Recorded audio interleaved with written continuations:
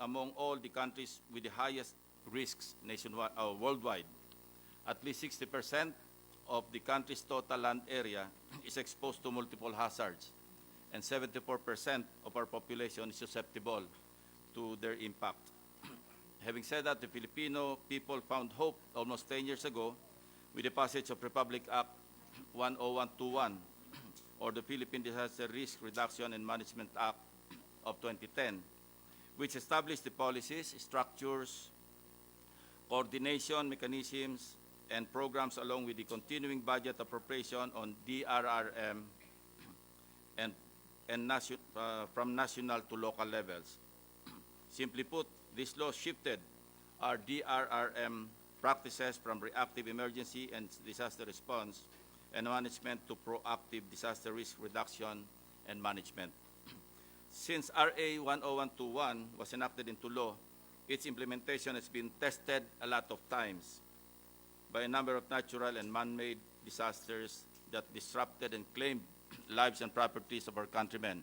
Typhoon Pablo in 2012, Typhoon Yolanda or Haiyan in 2013, Zamboanga Siege and Marawi Siege in 2013 and 2017, the recent Mindanao earthquakes, and only last January 12, successive eruptions of Taal Volcano, to name a few. Looking back at our overall policy on disaster risk reduction and management, we understand that the National Disaster Risk Reduction and Management Council is headed by the Secretary of National Defense as chairperson, with the following secretaries as chairpersons of the four distinct yet mutually reinforcing thematic areas, namely Secretary DOST for Disaster Prevention and Mitigation, Secretary of DILG for Disaster Preparedness, Secretary of DSWD for Disaster Response, and Secretary of NEDA for Disaster Rehabilitation and Recovery, which all gear towards a single vision: a safer, adaptive, and disaster-resilient Filipino communities towards sustainable development. Truth be told, ours is a framework that has been lauded and recognized by international organizations and institutions, including the United Nations International Strategy for Disaster Reduction and global non-government organizations, as a model for its DRR leadership and for its multi-stakeholder cooperation. While we have accomplished great strides as a nation, there still lies the fact that much is to be done in terms of how we handle the DRRM practices in the country. But as we say, when it comes to addressing a problem, we must dig the roots instead of just hacking the leaves. Hence today, we ask the chairman and vice chairpersons of the four thematic areas themselves, is our NDRRM framework effective? Are the institutional arrangements established under RA 10121 efficient? How are we performing as we strive to accomplish the set objectives and long-term goals of each thematic area? What barriers or challenges hamper the full realization of the promises of Republic Act 10121? In terms of our financial investment, more than 259 billion pesos for the past 10 years in NDRRM funds and QRF. One relevant question that needs to be addressed is, have we infused enough for disaster risk reduction in terms of economic losses from disasters, which is equivalent to 4% of GDP? How much resources have we set aside for rehabilitation and recovery? This is not taking into account the LDRRM funds that constitute at least 5% of all sources of revenues of LGUs from their local revenues and internal revenue allotment, 575 billion in 2019 alone. Have we invested enough in our DRR research? Further, it is acknowledged that our local government units are the frontliners in our disaster risk reduction strategy. Is the risk governance of our LGUs significantly strengthened? Have we provided sufficiently both technical and financial assistance to our LGUs to increase their disaster risk reduction capacity? Disaster risk reduction is a shared responsibility. It is thus crucial that our disaster risk reduction strategy is inclusive and all of society. But is our current DRR framework inclusive? What is our engagement with the relevant stakeholders? Are the roles of the non-state stakeholders in our disaster risk reduction strategy clearly defined? For example, if a Department of Disaster Resiliency or Department of Disaster and Emergency Management or whatever name we may call it, these questions arise. There are agencies under the different departments. Are we going to uproot or pull out these agencies under the different departments? And there's a lot. For example, Pag-asa under DOST, yung PBOX under DOST, Bureau of Fire and Prevention under DILG, Health Emergency Management Bureau under DOH, Climate Change Office, Geohazard Assessment and Engineering, Geology Section under the Mines and Geosciences Bureau, Disaster Response Assistance and Management Bureau of the SWD. Ito bang lahat ng mga agencies, kung magtatayo tayo ng stand-alone department, ipupull out natin to be absorbed by the new department? These are questions that need to be addressed before we even embark on creating a new department, which most of our colleagues, 14 of them, filed separate bills in this regard, the creation of a new department. NHA, under HATSI, or the newly created and newly activated Department of Human Settlements. Ito po yung mga tanong na dapat nating i-address before we even consider coming out with a committee report, creating an entirely new department to address disaster management. So with that, first I'd like to acknowledge the presence of the Vice Chair of the Committee on National Defense and Security, Senator Francis Tolentino. Magandang umaga po. So, yon. Now, I go back to my previous question kanina. Yung present setup and DRRM framework, is it effective? DND muna. Or maybe Usek Khalid, OCD Administrator, please. Sir, may I be allowed to read my prepared statement? Yes. Sir? Be very honest. Don't be pressured. Don't be harassed. Kung ano yung thinking ninyong dalawa sa DND, you answer very truthfully. Because during the last hearing, I noticed that you were reluctant in some of your responses. But then, in the course of the questioning by some senators, somehow you change your tune. So, wag kang matakot. Anyway, sige. Very truthfully. Yes, sir. First, I would like to thank the Senate for responding to the call of the President for the passage of a bill creating a department which will handle disaster resiliency. The existence of 14 versions in the Senate represents the interest and commitment of the Senate to support the President in his call.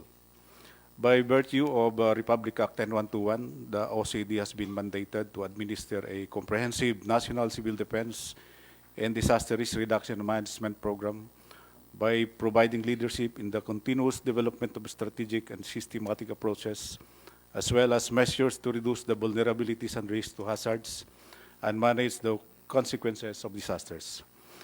Even prior to its passage into law, even prior to the passage of RA 10121 into law, OCD was in existence since 1954, and for the past 65 years, it has been conspicuously leading and transforming the disaster resilience efforts of the country by deftly coordinating the programs, plans, and actions of the government actors and its stakeholders. The operative word here, sir, is coordination, and it is anchored on our multi-stakeholder, interagency, and top-down, bottom-up approaches. While we support the creation of a department and absorption of some of the disaster management functions of DSWD and DOH into the proposed DDR, we maintain the need for the retention of a national council to be known as Disaster Resilience Council. It would be beneficial as it serves as a good platform to ensure coherence of critical policies and convergence of actions to give life to a whole of government and whole of society approach in building disaster resilience. The retention of a council, if not led by the cabinet secretary or the executive secretary, will not only maintain the gains but further strengthen the institutional arrangement among government agency. In this light, the head of the department may serve as the vice chair and continue to serve as the executive arm and secretariat of the council. Our model for this year is, to cite a few, are Malaysia and Mongolia, that have their deputy prime minister as head of their national disaster management councils.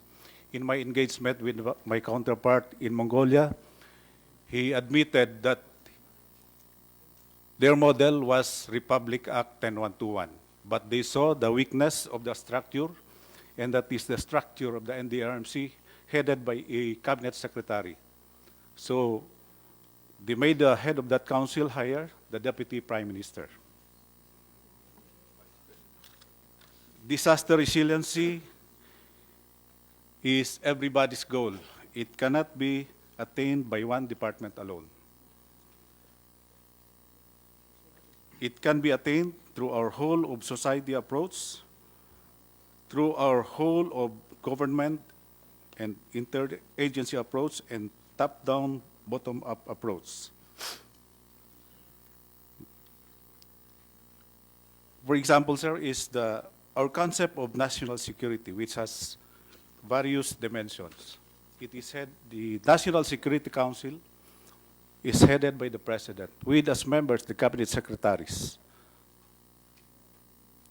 and heads of agencies representing different national dimensions.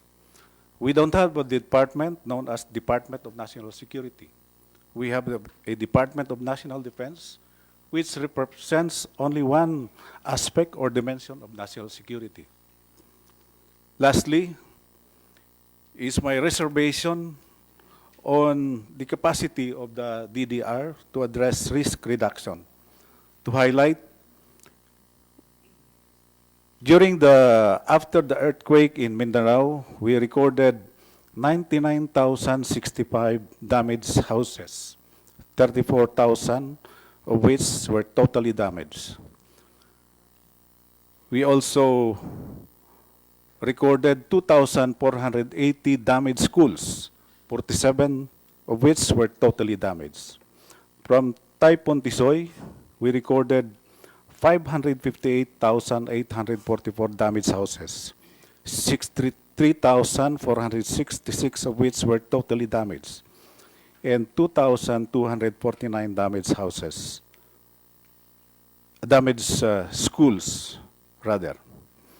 So from this, we can identify issues or underlying causes. One maybe is poverty, and of course, that leads to non-observance of the building standards, poor or non-observance of CLUPs. And the issuance of building permits is done by the local chief executives. The formulation of CLUPs or comprehensive land use plans is done by the local government units. And these are approved by either the governors, provincial governors, or the Housing and Land Use Board. So I don't see any role of the DDR in this, probably as members. But the approval is lodged with the other departments. So if I may suggest, because the name Department of disaster resiliency may have some uh, expectation which cannot be attained by that department, we might as well call it by another name. And by the consolidation of some disaster management functions from other departments like DSWD and DOH, what it addresses mainly is emergency management, because that is where we have the urgency of carrying out actions, providing relief operations to affected people in the event of disaster. That's all, Mr. Chair, Your Honors. One very Good morning. quick question, based on your statement. Are you in favor of the creation of the proposed Department of Resiliency? Yes or no na lang muna. Yes, sir. You are in favor. Yes, sir. But, well, I have some reservations. Parang ang context ng statement mo, you're against eh. Oh, what is your but? What is your however? Well, we can have some minor modifications. It can be, if those can be carried out, then that will make the department stronger, sir. Well, first, tanungin ko rin yung PBOX, what other functions, assuming that you're absorbed under the newly created Department of Disaster Management, for brevity, sabihin na nating Disaster Department. What other functions under DOST ang maapektuhan kung completely absorbed kayo ng bagong department? Ano yung hindi nyo na magagawa? Well, marami po kaming hindi magagawa because the provision of warning is only one of the things that we do. We do a lot of research to improve warning, hazards, and risk assessment, and really studying the potential of events that can cause various disasters, be it related to weather, climate, and geological events. Our position, and the Secretary would state it, that if you look at what is needed in the Philippines, are disaster risk managers and disaster managers. These are the core competencies that we need in the new department, and that is what we lack. Simply coordinating things would not solve the problem. We need people to really focus on things, but other departments will still continue to do its job. Disaster resilience means 3 goals. 1, to reduce the risks before the hazards would occur and before the climate change effects would happen. Second, to have an effective and efficient response. Therefore, preparedness and response must go together. Right now, it's distinct. And third is to have an efficient recovery and building back better, learning from the past lessons of the previous disasters. Yun po ang kailangan, Mr. Senator. We cannot do this by simply staying with the same structure. We need to train people that would be the leader in disaster risk management, and the DOST agencies are not those. Thank you. May we hear from the Secretary? Good morning po, and I'd like to acknowledge your presence. Thank you for coming. Well, I just would like to add to what Usek Solidum has mentioned. Mr. Secretary, acknowledge ko lang muna yung presence ni Senator Nancy Binay. Thank you po. Sige. And Senator Risa Antoveros. Good morning, ma'am. Thank you, Your Honor. Well, in the mandates of PBOLCs, while they are mandated to predict, and to forecast those that are related to eruptions and earthquakes, they have also a mandate to exploit the positive aspects of volcanic and volcanic terrain in the furtherance of the socio-economic development efforts of the government. So, for example, in the past, it was really the PBOLCs, or the Commission on Volcanology, that was instrumental in pushing for a geothermal energy program in the country. So it's not only the disasters that they are concerned about. Likewise, in the case of Pag-asa, there is an enumeration of their functions, and one of them really is to do the observation, collect data, and provide this information for the benefit of agriculture, commerce, and industry. So, for example, their agro-meteorological research is really fed to DA. Their data that are gathered are benefiting our transportation companies, the airlines, and the shipping, and of course, in general, for the purpose of commerce also.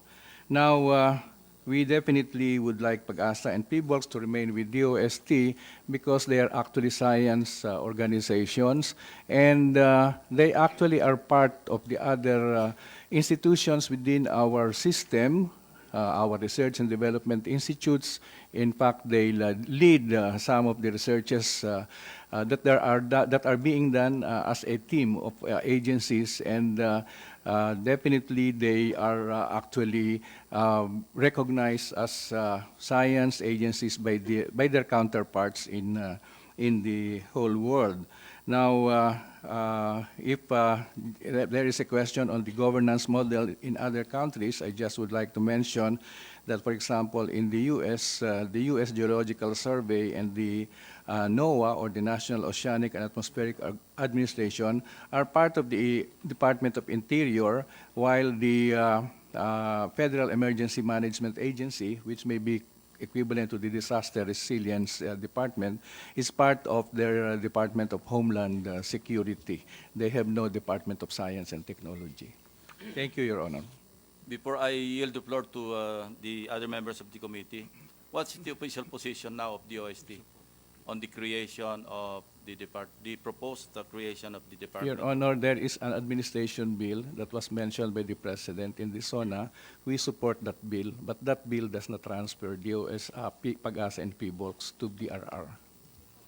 If it was not mentioned in the SONA, and you are now being asked if you are supporting Actually, the Your creation. Honor, I believe that. Of course, I believe that you have to support whatever policy Yeah. decision the President But has already honestly, made. I believe that we have to give a chance to the NDRRMC because, you know, it has been there for just a couple of years, and we can see that in recent occurrences of disasters, it's the President himself who said that he is satisfied with the way the coordination and the response was done.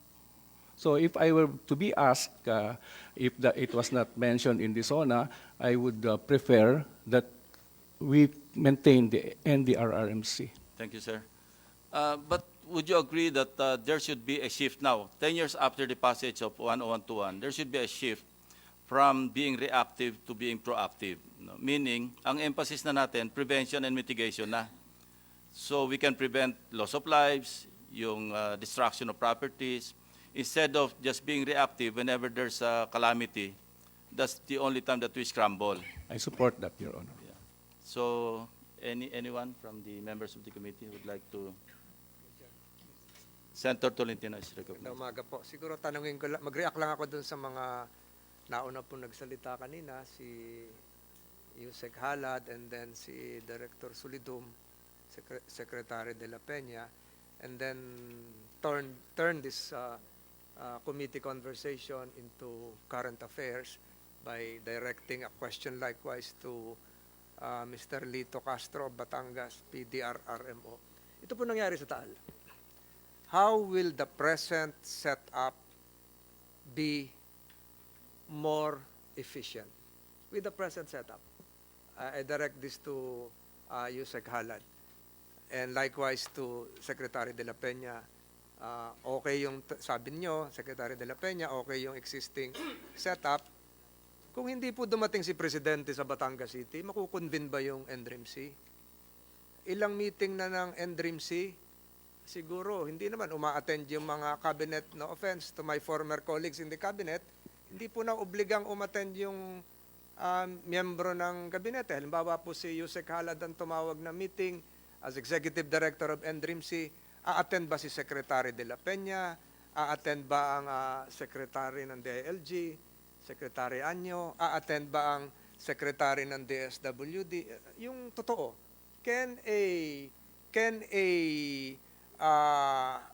non-cabinet member or even a cabinet member oblige other cabinet members to attend an emergency NDRIMC meeting January 12, habang pumuputok pa si Taal, Usek Khalid, magkausap pa tayo nung habang naputok si Taal. Siguro mga alas 7 nauna kong tinawagan si Secretary Solidum, si Usek Solidum. So, can you convene a meeting immediately after, hours after the eruption in Camp Aguinaldo of all the players who are members of the NDRIMC? Yung honest and sa assessment mo, without the presence of the Executive Secretary, Secretary Medialdea, makukonvene ba yon to respond yung sa lindol sa Mindanao o itong putok ng Taal? So, given that setup, i-relate ko rin kay Mr. De Castro, tinawagan, ano oras kita tinawagan? Umaga, di ba? Mamaya, pinapupuntahin mo sana yung, inihintay ko yung abogadang papupuntahin mo, Attorney Dayan, hindi na rin dumating, di ba? Nandito ba si Dayan? Ayun, maganda ka pala. Good morning, ma'am. So, Usek Khalid. Sir, after that eruption, well, we can convene, but the attendance of the secretaries, the members, that I cannot assure you. But what we did was raise the alert level of the NDRIMC Operation Center to red and convene the response cluster. So, Usek Khalid, you are admitting that you cannot ensure the presence of the key players. So, who are the key players? Secretary Rolly Bautista, Secretary Del Lorenzana, Secretary Anyo. So, nakita niyo yung gravity nito, tigil lang operations ng airport, so kailangan din natin si Secretary Tugade. So, kung hindi mo makukonvene yun, hindi ba nagpapatunay yan na kailangan talaga ng isang departamento na may tututok dito? Kung hindi, lilipas ang 24 oras, 48 oras, na naghihintay pa ng response, hindi lang yung mga tiga Batangas at Cavite, kung hindi ang buong taong bayan, lalong-lalo na yung mga na-delay yung flight na OFW, yung hindi na natutulog na sa airport. So, kung yun ay magpapadala lang ng mga representatives, no offense to the representatives, ay ano kaya ang magiging punot dulo, ano magiging response? Kasi itatanong pa nung Usek at Usek muli doon sa kanilang cabinet secretary the following day, ay dineclare na holiday. Walang pasok on Monday, January 13. So, how will you now ensure an effective response? Hindi pa nangyayari yung malakas na lindol sa Metro Manila. Di ba? Pag lumindol dito ng 7, pinag-uusapan natin nung dati, Usek Solidum, 7.2. So, 7.2. Convince si NDRIMC sa Camp Aguinaldo. Palagay ko, may tama na rin ang EDSA. So, paano kaya yon? So, you're now admitting, kanina I heard you, the need for a department, but you want to maintain a council akin to the existing NDRIMC, but after 10 years, do we see the effectiveness of NDRIMC given the Yolanda experience, earthquakes in Mindanao, Ursula, yung Ursula, Pasko, walang pasok sa Ursula, tinamaan si Capiz, Antique, Iloilo. So we now have here Taal. So tingnan niyo yung let the public judge yung collective response, which the President gave an A-OK approval, and I'm sure he validated this, but given the institutional response, okay ba yun, Usek Khalid? Or is there still some rooms for adjustment? Sir, not convening the council immediately after the eruption does not mean the weakness. What the strength that we saw are the reactions of the different agencies, even without the council And the LGUs. convened. And the LGUs. Yes, sir. Batangas, To highlight, for example, Secretary Cavite. Bautista was there in the Yes, I know. immediately in the afternoon of that He was day. in Talisay, Yes, sir. and we commend him for that. I went to Batangas that night because I waited for my vehicle to bring me to. Yes, sir. Ano oras tayo And mag-usap? Alas 8. we coordinated with various other agencies. The AAP, PNP deployed trucks on that night. So And much of the actions were carried out through coordinations with our focal persons, not directly to the With the permission of secretaries. Senator Tolentino and Usek Khalid, what you're trying to say is convening the council is not necessarily the answer. It is implementing an existing plan because there is in existence, di ba, under 10121, merong NDRRM plan. And meron ding LD, meaning local, DRRM plan in place. So dapat ito, without even convening, dapat si Secretary Bautista, being the chairperson of the response, yung cluster, nandun sila along with the member agencies. So pwedeng maipatupad yung 10121 or pwedeng mag-respond properly even without convening the council. That's what you're saying. And you have done that. Secretary Anyo. So before Secretary response, if I may, with due respect, alam niyo po, tama lahat yung the plans were there and observe. But if the records, your folders will show, with due respect, I even filed a separate bill, which is part of this committee's hearing, Senate Bill 1272, and Mr. Roselito Castro of Batangas, PDRRMO. Is the PD of Batangas here? Wala. Si Colonel Quilantes? Wala. So, ganito po yung plan, with due respect. Pag pumutok si Taal, kausap ko si Usek Khalid, kausap ko si Secretary Rolly Bautista, ang evacuation center nyo is either Nasugbu or Santo Tomas. So, sa Batangas yung pinlano nyo eh. Batangas. Wala hong plano na pag pumutok si Taal, ang mga kababayan nating tiga-Talisay, Lemery, Agoncillo, San Nicolas, ay pupunta sa Cavite. Kasi hindi naman ginawa yung batas o wala tayong naging drill na kaming mga tiga-Alfonso, tiga-Naik, tiga-Dasmariñas ang tatanggap ng mga tiga-Batangas. Hindi tayo nag-rehearse doon eh. Yung naman mga kababayan natin sa Talisay, hindi naman nag-rehearse si Mayor na Tanawan, pagputok nito, ang takbo nyo papuntang Alfonso. Ang takbo either Santo Tomas or parts of Batangas. So, teka muna sir, wala akong alam na naging rehearsal tayo doon. Si Governor Remulla at ang mga kababayan namin, ang mga LGU sa Cavite, ang ni-rehearse nila, ang kanilang sasaluhing evacuees ay yung mga kababayan nila when they declare a state of emergency. Hindi pa ho nangyari na bumaha sa Tumana, sa Marikina, na tinanggap ng Quezon City as part of an inter-LGU plan yung mga evacuees ng Marikina. Ganon din pag bumaha sa Caloocan, hindi naman tatakbo yun ng Nabotas or Malabon Evacuation Center. Wala tayong ganon rehearsal. At hindi binadgetan ng Cavite yun. Hindi rin, kaya yun, ang tawag sa Batangas, nagtipasan na lang pataas. Kasi yun ang ligtas. So, what I'm saying is this, there may be plans, pero there were no drills. Wala tayong ginawang, pagputok nito, takbo kayo ng Tagaytay. Meron ba kung ganon?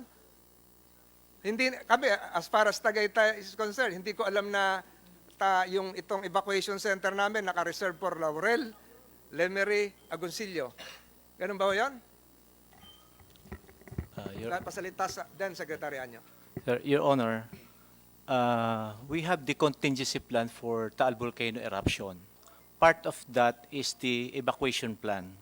So sa evacuation plan po namin, hinati po namin sa apat, which is 4 quadrants. Yes, sir. Is within Batangas. No, sir. Ito pong aming contingency plan, Tagaytay is one part of our plan for evacuation. In fact, we have a conversation with the Civil Defense Calabarzon wherein we are going to arrange. Hindi, sir, natapos yung arrangement. Walang na plan siyang plano na kayo Tagaytay, tatanggapin nyo si Laurel, Lemery. As far as I'm concerned, alam ko yung nangyayari sa Tagaytay eh. Ganon din siguro sa Alfonso. I can speak for Alfonso Cavite. Yes, sir. Alfonso is not included actually. So the volume of... And Mendez.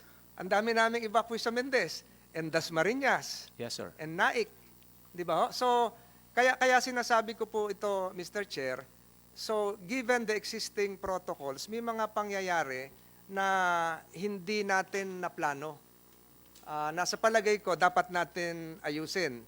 Yung lindol sa Magsaysay, siguro pwedeng lumipat sa Compostela Valley, Davao de Oro ngayon, na hindi na-rehearse. You may have your plans, but the receiving host LGUs are not aware of the consequences. Magkano ibabudget namin dito?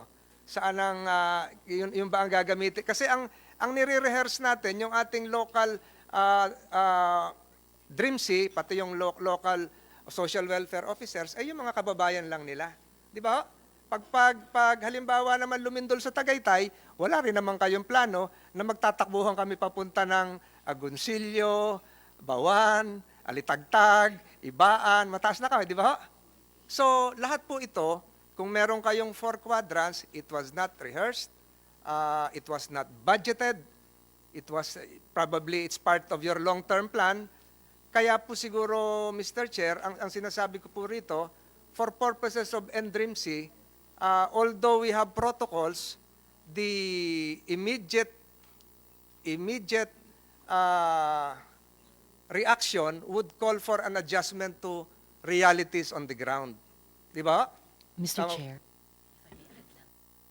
Mr. Chair.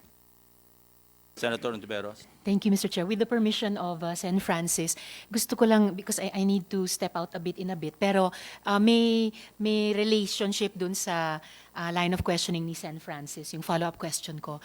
I believe, Mr. Chair, na yung pag-consider natin ng isang bagong disaster resilience law, dapat nakapatong po sa assessment natin sa binabanggit na rin na RA 10121. And in fact, dito rin po sa kit natin, kasabay nung bill ni Sen. Francis, meron po tayong kopya nung inintroduce ni Sen. Sherwin na PS Resolution number 288.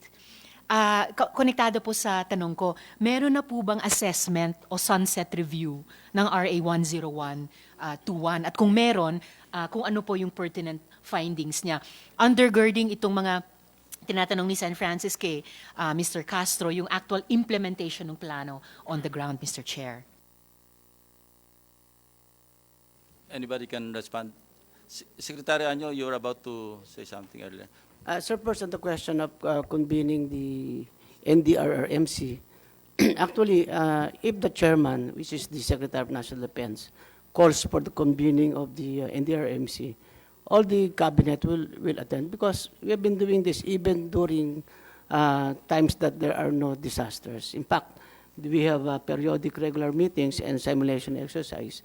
But as Usek Khalid said, that not convening does not mean that the NDRMC cannot respond. But we have to admit that the NDRMC right now is not really fully responsive to the recent disasters that befell our country.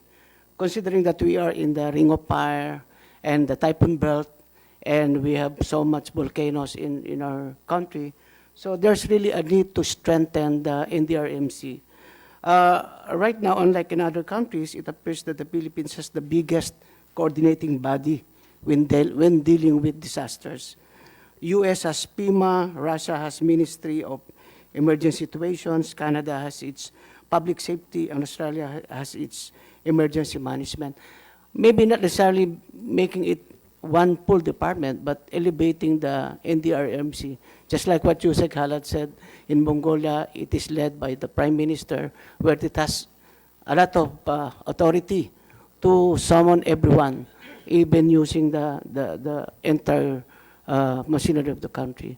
Now, one thing that was mentioned by Senator Francis Tolentino, yes, recent disasters have shown that an entire LGU can be flattened and rendered incapable of responding to its needs.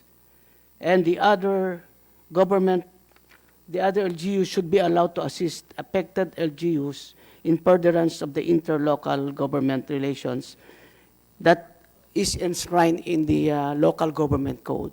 But right now, in the NDRRMC, wala pong ganon, because yung ating structure, PDERMC, and then municipal DRRMC, and so on.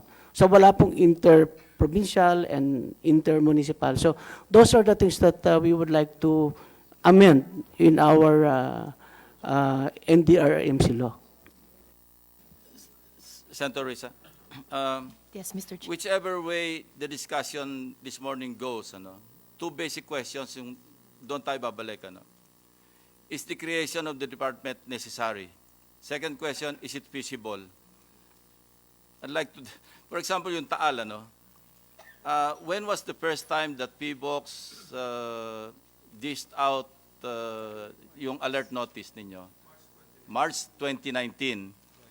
And when was the first time that DILG, being the chairperson of preparedness, yung sa thematic area ng preparedness, kailan kayo nakapag-prepare in response to the alert notice issued by PBOX? Actually, sir, we have what we call the operation listo. This is the protocols that is being followed by the local government units in responding to a disaster that is about to happen or happening or just after the incident happened. So, meaning to say, when this advisory was given, the alert level 1, we already communicated with all our local government units necessary preparations because I am the chairman for the disaster preparedness. And the development on January 12 was so rapid that from alert level 1 to alert level 4. But nevertheless, we can say that the local government units still were able to do their function properly. Mr. Chair, Senator Binay. with the permission of the Chair. Siguro, Secretary Anyo, ituloy lang natin yung flow, di ba? Si FIVOX, may alert na siya nung March. And then you sent out parang an advisory dun sa mga LGU. And then after that, nag-submit ba yung mga LGU ng plano nila just in case na sumabog nga tong Taal Volcano? In place na po, ma'am, yung kanilang set of things to do. But was there a submission of their plan to the DILG? Because, no. I mean, paano nyo malalaman kung in place na yung plano? I guess yun yung parang best evidence that they are really prepared kasi meron silang submitted plan sa DILG. We have MLGOOs in place in every municipalities that actually work closely with the local chief executives. And these MLGOOs submit regular reports to us, particularly on areas where there are pending disasters. During the January 12, because it is so sudden, we don't have the time. We don't have the time to make reports. But in my part, I already contacting local chief executives regarding the impending eruption of Taal Volcano. Yun nga po. But from March 2019 to January 2020, ilan ho yung mga LGUs na nag-submit sa inyo ng disaster plan kung puputok nga yung Taal Volcano? Yes, from time to time we receive reports from the corresponding LGUs, Mr. Chair. And then was there an actual meeting kung saan pinatawag nyo yung mga taga Cavite, taga Batangas, na parang, sige, ganito yung worst case scenario natin and ito yung magiging plano natin pag nangyari nga ito. Meron ho bang ganong actual meeting? Kasi parang katulad nga ng sinasabi ni Senator Tolentino, parang nagulat sila na yung mga taga Batangas biglang pumunta sa Cavite. Yes, Mr. Chair, the PDRRMC of Batangas conducted their meetings. No, but in coordination with the PDRRMC of Cavite, was Yeah, there... that's what I pointed out, Mr. Chair, that there is that lacking mechanism. We are just actually looking per LGU downwards, not the lateral. And I think that's one of the lapses in the NDRMC mechanism. And siguro, Secretary, would an agency solve yung mga ganitong lapses?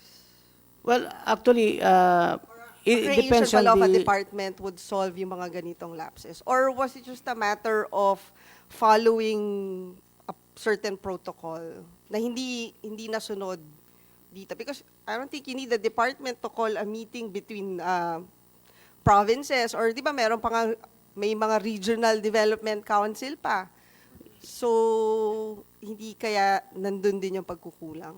Yes, meron din pong safety net like the OCD has regional offices. It could have initiated coordination like this, but probably it was not listed on the SOP or protocol. That's why everything is relegated or delegated to the its own PDRRMC. The chair recognizes the presence or acknowledges the presence of Senator Christopher Bongo. Good morning, sir. Senator Risa. One follow-up, Mr. Chair, na-appreciate ko po yung inputs ni Sec. Anyo kanina tungkol dun sa isang gap nung inter-LGU preparation at saka response. And I suppose magiging bahagi yun ng comprehensive assessment ng implementation ng 10121. But tama po ba ako na impression ko na wala pang comprehensive assessment ng implementation ng batas na iyon? Yes, I agree, Mr. Chair.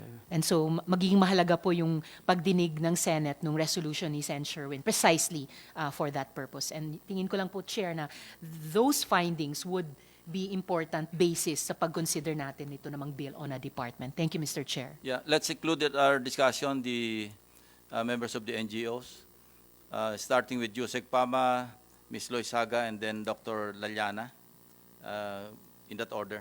Usek Pama, please. Thank you very much, Mr. Chair. Sir, I'm not a USEC anymore. I'm now with the private sector. Sir, gusto ko lang pong i-address yung tinatanong ni Senator Hontiveros relative to assessing the effectiveness of RA 1121. We all know that under Section 27 of RA 10121, the law calls for a sunset review after 5 years. In 2010, 101 was approved and implemented, and supposedly 2015, Congress should have conducted the sunset review. The Oversight Committee of Congress, both houses, should have undertaken a sunset review. I will use the word should. And we made that recommendation to Congress at that time. We were working on Yolanda, hindi ba? Yes, sir. We Yes, made sir. that recommendation that the sunset review be implemented. Yes, sir. Or executed. Yes, sir. Okay. In fact, it was a multi-stakeholder endeavor. In fact, Ms. G. Sevilla here, who with the NGO of DRRNet, had been an active participant in that. And in fact, as early as 2014, pagkatapos po ng Yolanda, meron na pong recommendation. And we started with a technical working group to already conduct not only a review of what happened in Yolanda, but effectively leading towards reviewing ang effectiveness nitong 10121 with the end in view that in 2015, we will be called by Congress precisely to do the sunset review. From 2014 to 2015 po, that consultations had been undertaken, multi-sectoral and practically nationwide. As a result of that, paiksiin ko na lang po, by 2015, natapos po yung ating pag-review ng aming paggawa ng study nito, ng technical working group. In fact, this was funded by UNDP, if I'm not mistaken. That's we created the PMO sa OCD. Ang naging produkto po nito, if I may, was a proposal precisely to have amendments to 10121. And the product that we had was actually approved by the then NDRRMC. Unfortunately, inabutan po ito ng election at hindi po nakapagtawag ng ang oversight ang Kongreso. If I'm not mistaken, that was the 16th Congress. So the sunset review in 2015 never materialized. Yet, if I may, to set the record straight, in the 17th Congress, Congressman Salceda actually made that product as a reference in filing his first bill in Congress, proposing for not a department, but a National Disaster Risk Reduction Management Authority. In fact, I have a copy of that, and we can provide this honorable panel. Opo, I think that was in the Okay, 16th just to Congress, Your Honor, if I'm not, 17th Congress. Direct the discussion again to the basic question. Is the creation of a department necessary? Next question, is it feasible? From the point of view of the NGOs present, On the basis, on why 2 points and po. why or why not? Yun na On lang. 2 points po, ang recommendation po nung result ng review na yon was an authority to address the basic idea of giving more powers to OCD or what will come out of that. So, but calling for a department po will be subjective ngayon on the basis of the different requirements that of the situation right now. If you notice, most of the proposals now are Department of Disaster Resilience, hindi na po risk reduction, because we want to level up the context of addressing disasters. Ngunit sa lahat po ng mga proposals ngayon, from the point of view of the NGOs, in our studies, it seems like the resilience word itself has not been properly addressed. Most of the addresses are being addressed now on risk reduction, because resilience has a different meaning and it takes a bigger context on how we are going to address disasters. Ang pagdating po sa resilience, ipapasa ko po yan sa aming kasamaan kay Ms. Loizaga. Pero to answer the question directly, I don't think we need a department that will now cannibalize other departments. Mr. Chair, just one question. Yes, Senator Binay. Since nabanggit na nga ho yung resilience, at the moment, sino ang government agency who is the one in charge dun sa aspeto ng resiliency? Your Honor, in the context of resilience, dahil alam nga po natin, mas malawak po ang sakop nito.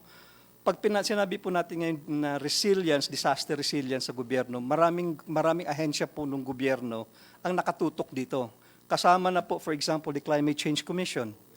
Pero wala ho nagtitimon na isa. Walang isang Timon. opisina po na nagtitimon. Dahil ayon sa batas, ang OCD and DRRMC rin po, ang nakatutok rin po sa kanilang mandato is risk reduction. Mr. Chair, may I Senator just- Amy. Thank you very much. I would just like to reiterate my support for Pima, in as much as indeed my bill, Senate Bill 1125, only recommends an authority. Firstly, nauubos kasi sa sweldo ng Usek kapag department kagad. Ilocano kami, dahan-dahan talaga bago mag-develop ng department. Yung tatay ko talagang takot na takot mag-department pag full-blown. Ikalawa dyan, hindi lang yung pera at yung budget, but more importantly, it takes time to develop the skill sets involved.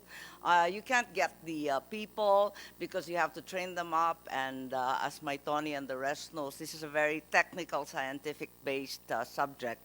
Ikalawa, yung issue ng coordination, sana under the Office of the President. Alam natin na mas importante yon kasi masalimuot yung usapin ng disaster management at nandyan yung DAD, SWD, DOH, DILG, yung first responders, parating lokal, nakita naman natin sa Taal.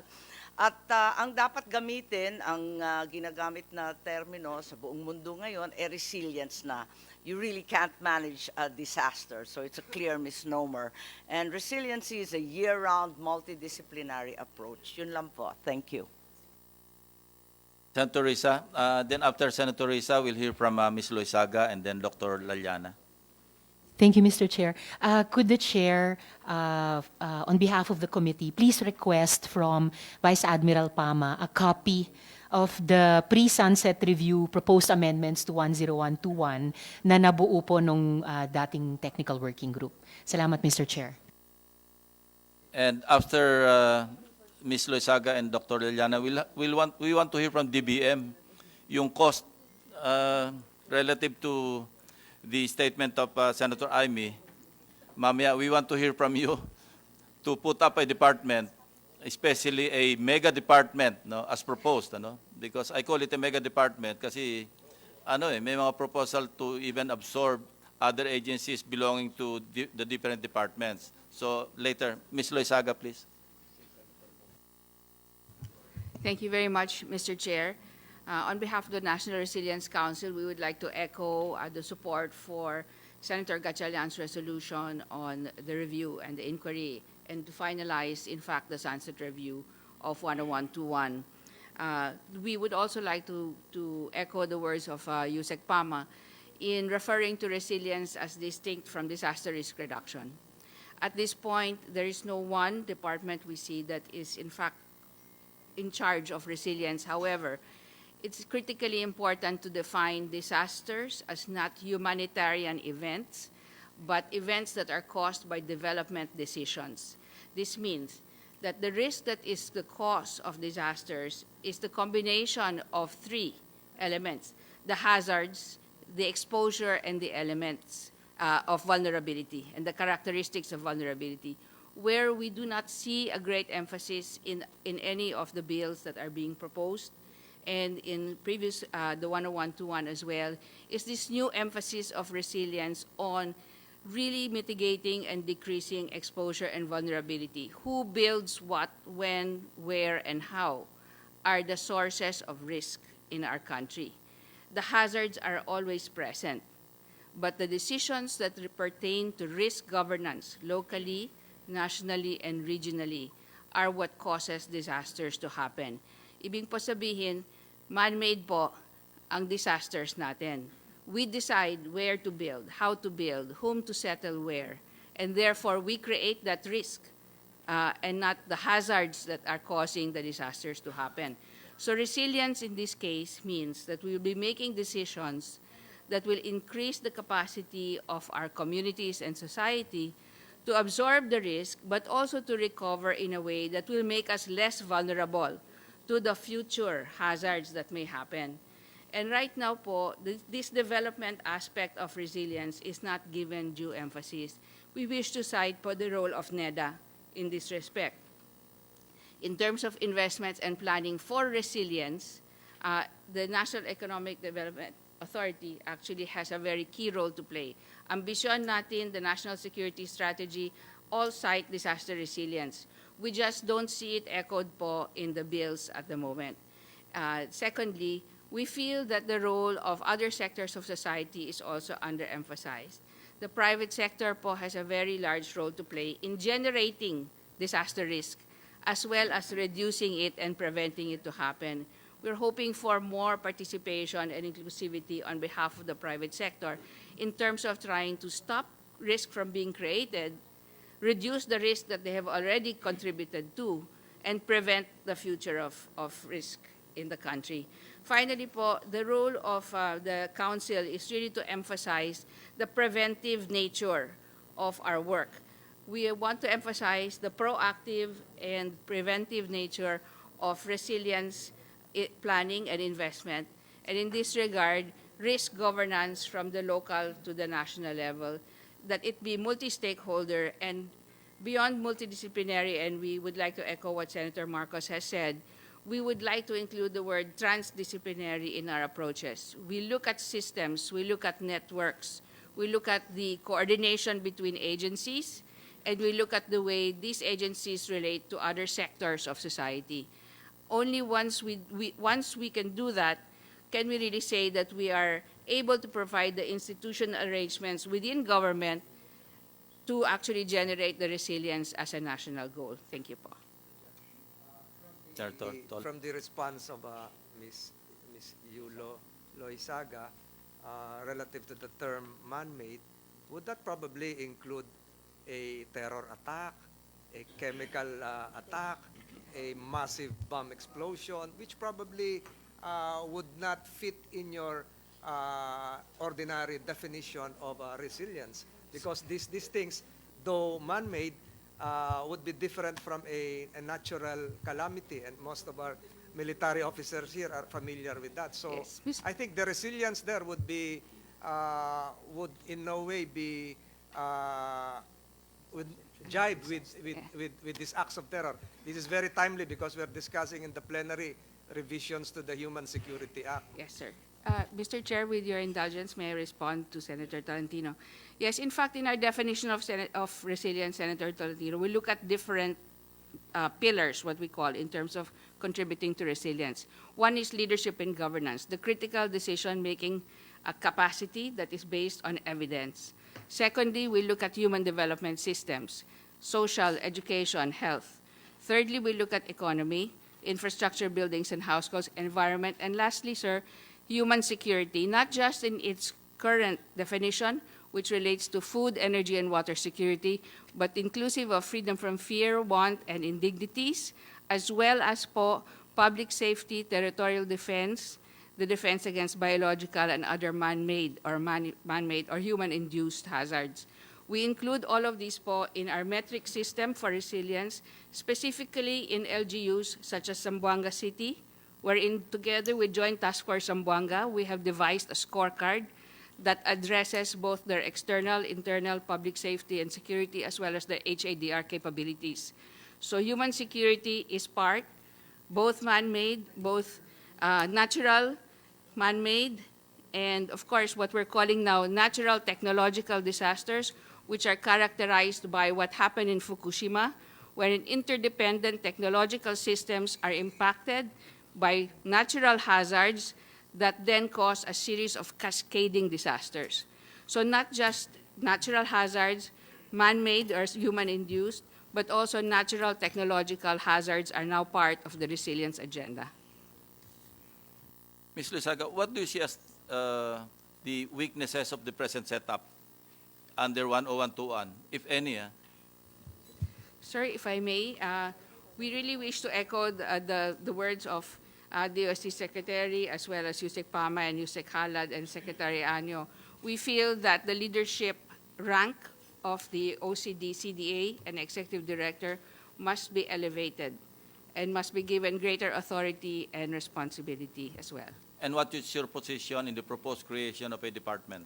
So at this point po, we feel that the elevation of the authority of the CDA will suffice. Thank you. Doctor, before I recognize Dr. Laliana, or Mr. Chair, just a follow-up po dun sa sige. tanong nyo. And would that elevation address the gap dun sa resiliency aspect? Or do you feel na dapat hiwalay itong aspeto ng resiliency? Madam Senator, I think what at this point we should do is come together interdepartmentally, and I should bring up that we are part of an effort that is led by OCD, CCC, DILG, DNR, National Security Council as well, that are working on convergence in terms of resilience outcomes, but specific outputs and goals of the different departments through their mission vision are respected. So the convergence must occur in terms of the shared outcome, which is national resilience, but the specific outputs of each of the different departments must somehow be harmonized. And therefore, this internal convergence activity is something that we are supporting at the National Resilience Council together with the different agencies in great partnership with OCD po. yes, yung four thematic areas are by no means autonomous, hindi ba? Walang start, walang endpoints ito eh. Sir, in fact, the concept of disaster risk is it's both complex and dynamic. It continues to change. Yes. So the four thematic areas are interdependent and therefore must be focused on a specific particular goal. Thank you. Dr. Laliana, yes, before Dr. Laliana, Usek Pama. So just follow through to answer precisely yung tinatanong niya kung ang kakayanan nitong If I can just read and quote a portion of the rationale for push as a result of that technical working group. And I quote, whatever it is, whether it's a department, an authority, but the rationale is that it should be one, these are quotations, are one that is clearly mandated to lead in the coordination, monitoring, oversight, and implementation of disaster risk reduction and management, equipped with the necessary competency and resources to engage new actors, particularly in the field of risk transfer and insurance, sinama na po yun, and built with the necessary structure to manage broader governance arrangements and oversee the implementation of disaster risk reduction and management towards sustainable development. So ito DRR pa lang ang pinag-usapan eh. But in the new paradigm now, this can be translated into a resilience with a new definition. Dr. Laliana. Thank you, Mr. Chairman and members of the committee. To directly respond to the question raised by the chair, in my view, creating a disaster department is not necessary. Our DRRM challenges are operational, not structural or institutional. The Philippines is among the top 10 highest disaster risk countries, according to the World Risk Report of 2019. To be specific, we rated very high risk for exposure, high risk for vulnerability, high risk for susceptibility, and high risk for the lack of coping capacities. The bright spot in our report is that we rated medium in terms of lack of adaptive capacities. This means structural changes as well as measures and strategies that deal with the negative impact of disasters. As the chair already noted, considering a disaster department will raise the problem of carving out DRRM functions from various agencies and offices. Either we create a super department or we're back to the problem of coordination. Creating a new department will not necessarily solve the weakness identified in the current arrangement, that is, ensuring prompt collaboration and cooperative action among the NDRC agencies. A department is not necessarily better at ensuring unified action than an interagency council. This will be more acute when a department is organized around the principle of unity of command. A department for DRRM will still have to work with DNR, DND, DOH, DICT, and other agencies. Any disaster governance redesign must take off from the following considerations. First, disaster resilience is multi-jurisdictional in nature. This means that not one agency can do it alone. Success is dependent on the ability to secure cooperation among autonomous actors and agencies. Agencies are autonomous because they belong to different organizations and report to different superiors, but they need each other as they bring critical and strategic assets that contribute to addressing disaster resilience. Second, local governments play a key role. A governance arrangement should enable LGUs to play an important role in policy as well as implementation. The governance body should not be dominated by national government agencies. Right now, there are only 4 LGU representatives in the 30-plus NDR MMC. Finally, disaster resilience is not solely a domain of government. It is therefore necessary to institutionalize the vital role of communities, civil societies, businesses, and other stakeholders operating at all scale from local to global in disaster resilience.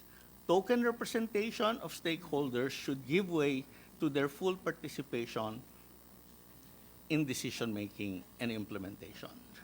In sum, taking into consideration recent studies on disaster resilience and research on governance models, the way forward is reforming and strengthening the NDRMMC, but not creating a disaster department. Thank you. With the indulgence of Senator Go, we'd like to hear also from Dr. Lagmay and Ms. Sevilla. Ms. Sevilla and then Dr. Lagmay, please.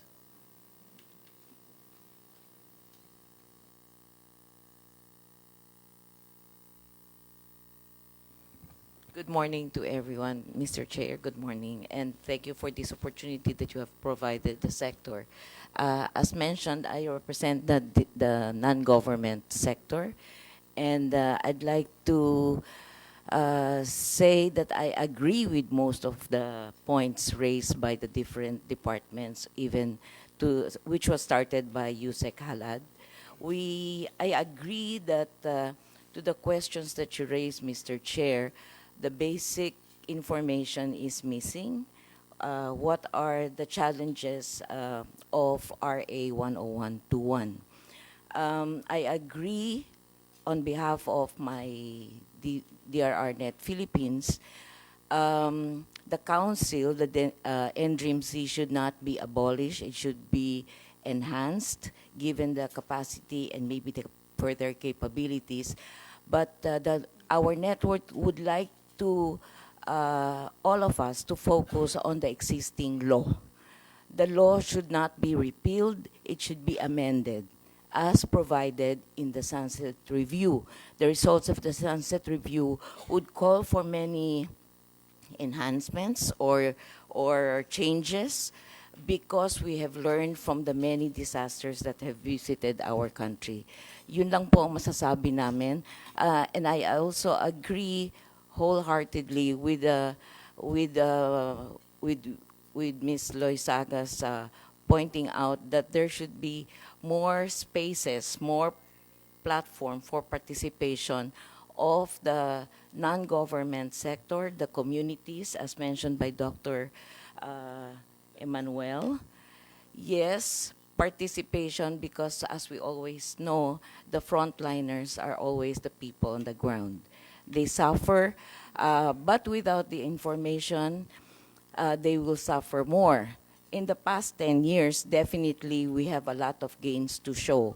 There are many best practices, good practices from local government units, from the local DRRM councils or local DRRM offices that have been set up for the past 10 years. Ang paniniwala namin, napakaganda po na RA 10121, that it should not be repealed as the creation of a department will recommend. Madami po doon ang nangyayari na at ginagawa na. Yun ho ang ating dapat i-focus on. We have to focus on the operationalization of the law. We should look into the implementation of all local government units of the law of RA 10121. And I think this is what we have been mentioned and harping on since day one when we have participated in the review of the law. Wag ho nating isang tabi ang isang napakagandang batas at ang gawin lang natin ay tingnan point by point saan ba tayo nagkulang, saan po ba tayo kailangang dagdagan, multidisciplinary, multi-stakeholdership, more participation spaces, more communities to be involved in decision-making, lahat po yan. Yun ang binanggit ni Usek Khalid na dapat yung coordination ng enhanced, yun pong capacity to handle this disaster risk reduction and of course the overarching disaster resilience, yan po ang dapat hong patingkadin. At ang ayaw po namin ay tayo ay bumalik dun sa pag-focus lang sa emergency management because that will just be not being proactive as we have envisioned in the first place. Ang gusto po natin ay proactive at yan na po ay ginagamit na natin. In place na po ang protocols, systems, and I think we have to commend the OCD and all the members of the council in this aspect. There are many programs, but I think the holding hands or yun hong pag-alalay sa lahat ng pag-implementa ng batas, provisions of the law, yun ho ang dapat tutukan. Kunwari po, ang question ng evacuation management, meron na po yan sa batas. May binabanggit na nga po si Sir Castro. In place na po yung mga yan. Ako nga po, with due respect, I would like to find out, kamusta po yung mga protocols, plans, systems, in, for example, the areas na tinamaan po ng Taal, ng eruption of Taal. Tingnan natin how the protocols, plans, systems are being operationalized. Ganyan naman ho tayo. We learn from the experience. So kung yun ho ay, ano bang ibig ko sabihin? Kung tayo ho natuto sa Yolanda, I think we're getting there. Kasama po kami dun sa hindi natin kailangan ang departamento to be created. Thank you. Would you like to respond, Senator Tolentino? Very quickly, yeah. the good lady person would want to refer to the bill that's part of this committee hearing, Senate Bill 1272, which is precisely meant to address certain gaps. And this is not meant to repeal, but to even upgrade Republic Act 10121. For instance, I propose an amendment that would call for an inter-LGU contingency plan. Gaya nung nangyari, Cavite, Batangas, hindi handa yung Alfonso na tumanggap ng Tiga Laurel, Lemery, etc. Kasama po dito yon. Pangalawa, nakalagay din po dito yung pagbibigay ng karapatan, ng kapangyarihan para sa mga LGUs to occupy, utilize private or commercial buildings, not limited to schools and shopping malls, warehouses, as temporary evacuation centers, subject to the payment of appropriate rentals as just compensation after the calamity. So, iko-correct ko lang ito. And for the record, we're not after the repeal. We are upgrading. It's part of your kit. And the upgrade would mean the strengthening of the existing Republic Act 10121 even without the sunset review, which should have been done 5 years ago. Di ba, Admiral Pama? So, wala po kaming sinasabi na i-repeal. Even if we create a new department or upgrade the OCD, the same law will apply. The same framework will apply, but enhance. Marami pa hong proposals. We have just created a new department of housing, urban settlements, and development. So a lot of this will be absorbed by the enhanced 10121. Just for the record, ma'am. Dr. Lagmay, please.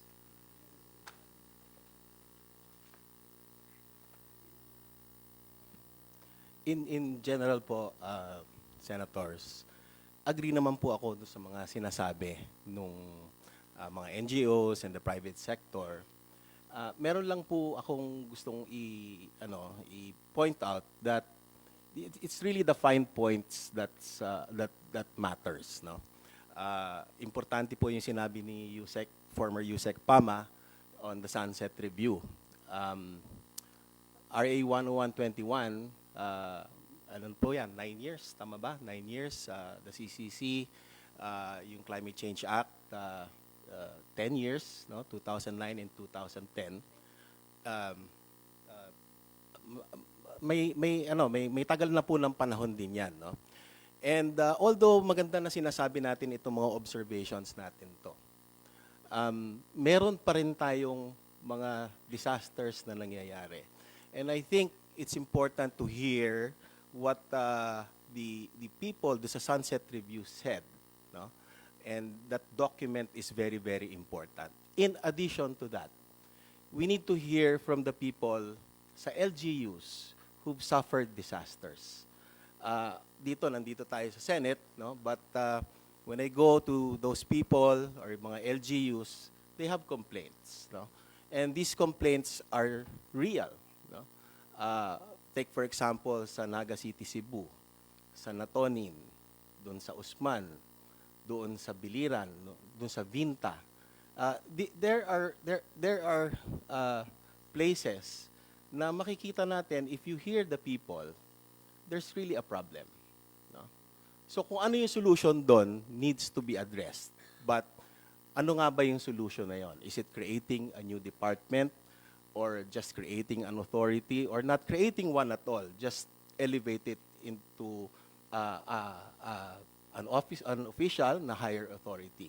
But I think one thing that stands out is that amongst all of the people that we've interviewed that suffered disasters, merong kakulungan doon sa pagpaplano, relay ng information, the information was insufficient, and so on and so forth. No?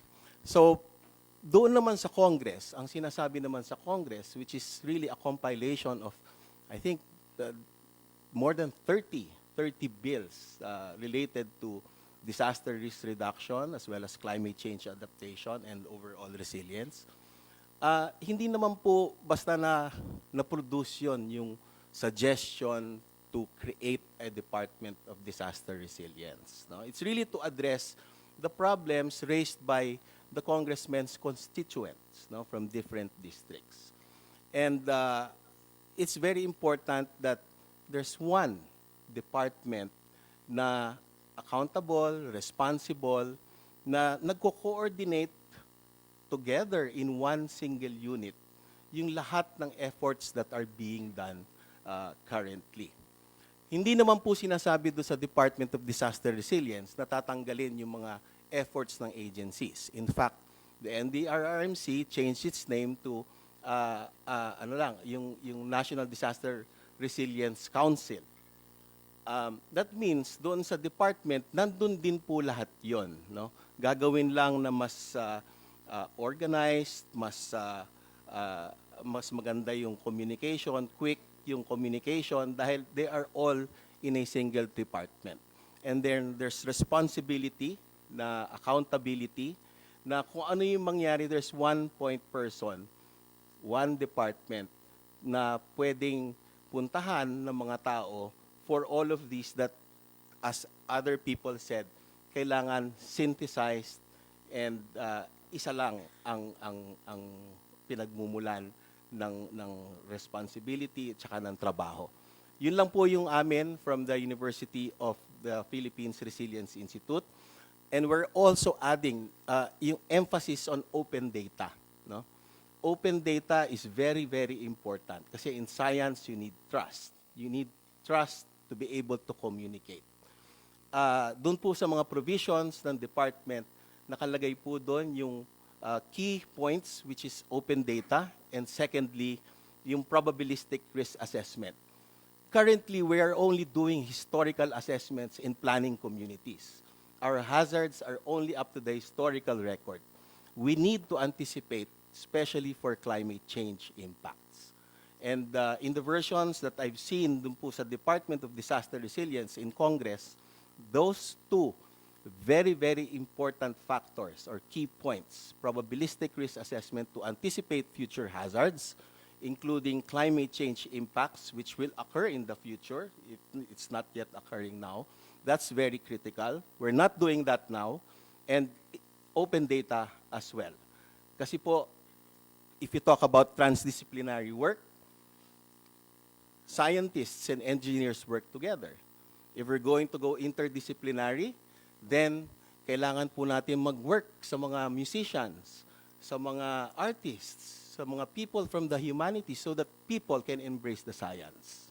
And then, it does not stop there. We need to mainstream and bring down all of these information down to barangay level, down to the people. Then and only then does it become interdisciplinary. And for all of these to work, we need to have open data. We don't have open data. I cannot access open data. I cannot access as scientists. We have 112 SUCs. What will happen to all of these faculty members if they want to do research and the data is not available? Doon po sa Department of Disaster Resilience, those key points are addressed. And if we are to talk about science in disaster risk reduction, we need to have open data because we want to build trust. Science must be trusted. And in order to communicate, we need to have trust. So yun po yung mga nakikita ko na merong mga important points na magandang sinabi, but in our opinion, we think that the Department of Disaster Resilience, based on the versions that have been approved so far, is the way to go for the country. Thank you, Dr. Lagmay. The chair recognizes or acknowledges the presence of our Senate President pro tempore, Senator Ralph Recto. Good morning, sir. Senator Bong. Good morning, Mr. Chair, distinguished colleagues. Good morning to all of you. Mr. Chair, I agree with the gentleman from Cavite that we are not looking for a repeal. We are going for an enhancement, taking into account the results of the sunset review. Bawat oras po ay hindi natin bawat oras na hindi natin inaayos ang ating mga batas at ating bureaucracia, inilalapit sa atin na lumalapit, sandali Tagalog to, inilalapit natin sa kapahamakan ng ating mga kababayan. I appeal to my colleagues, let us not be afraid of change. There is nothing wrong with changing how our bureaucracy works. If the goal is to make the delivery of the government services more efficient, more effective, and more responsive to the needs of the Filipino people, all of us must be aware of the ongoing havoc caused by the recent eruption of the Taal volcano in Batangas. Billions of pesos worth of losses have been incurred, and the lives and health and well-being of at least 270 Filipinos have been put in peril. And what makes the situation worse for the national government is the eruption came on the heels of a series of strong earthquakes in the southern parts of Mindanao and of 2 typhoons that hit parts of Visayas and Luzon. Natural disasters like these are beyond the control of man, of course, but we are not entirely helpless. There is so much that we can do to mitigate these effects on our lives and properties. Human beings have the capability, and the governments have the responsibility to manage disasters in terms of risk reduction, preparedness and response, and recovery. Unfortunately, our existing laws do not provide us the best mechanism to do this. First, there is no unity in command and direction. The National Disaster Risk Reduction Management Council, or the NDRMC, created through Republic Act number 10121, is a working group of various government and non-government agencies with the participation of civil and private sector organizations.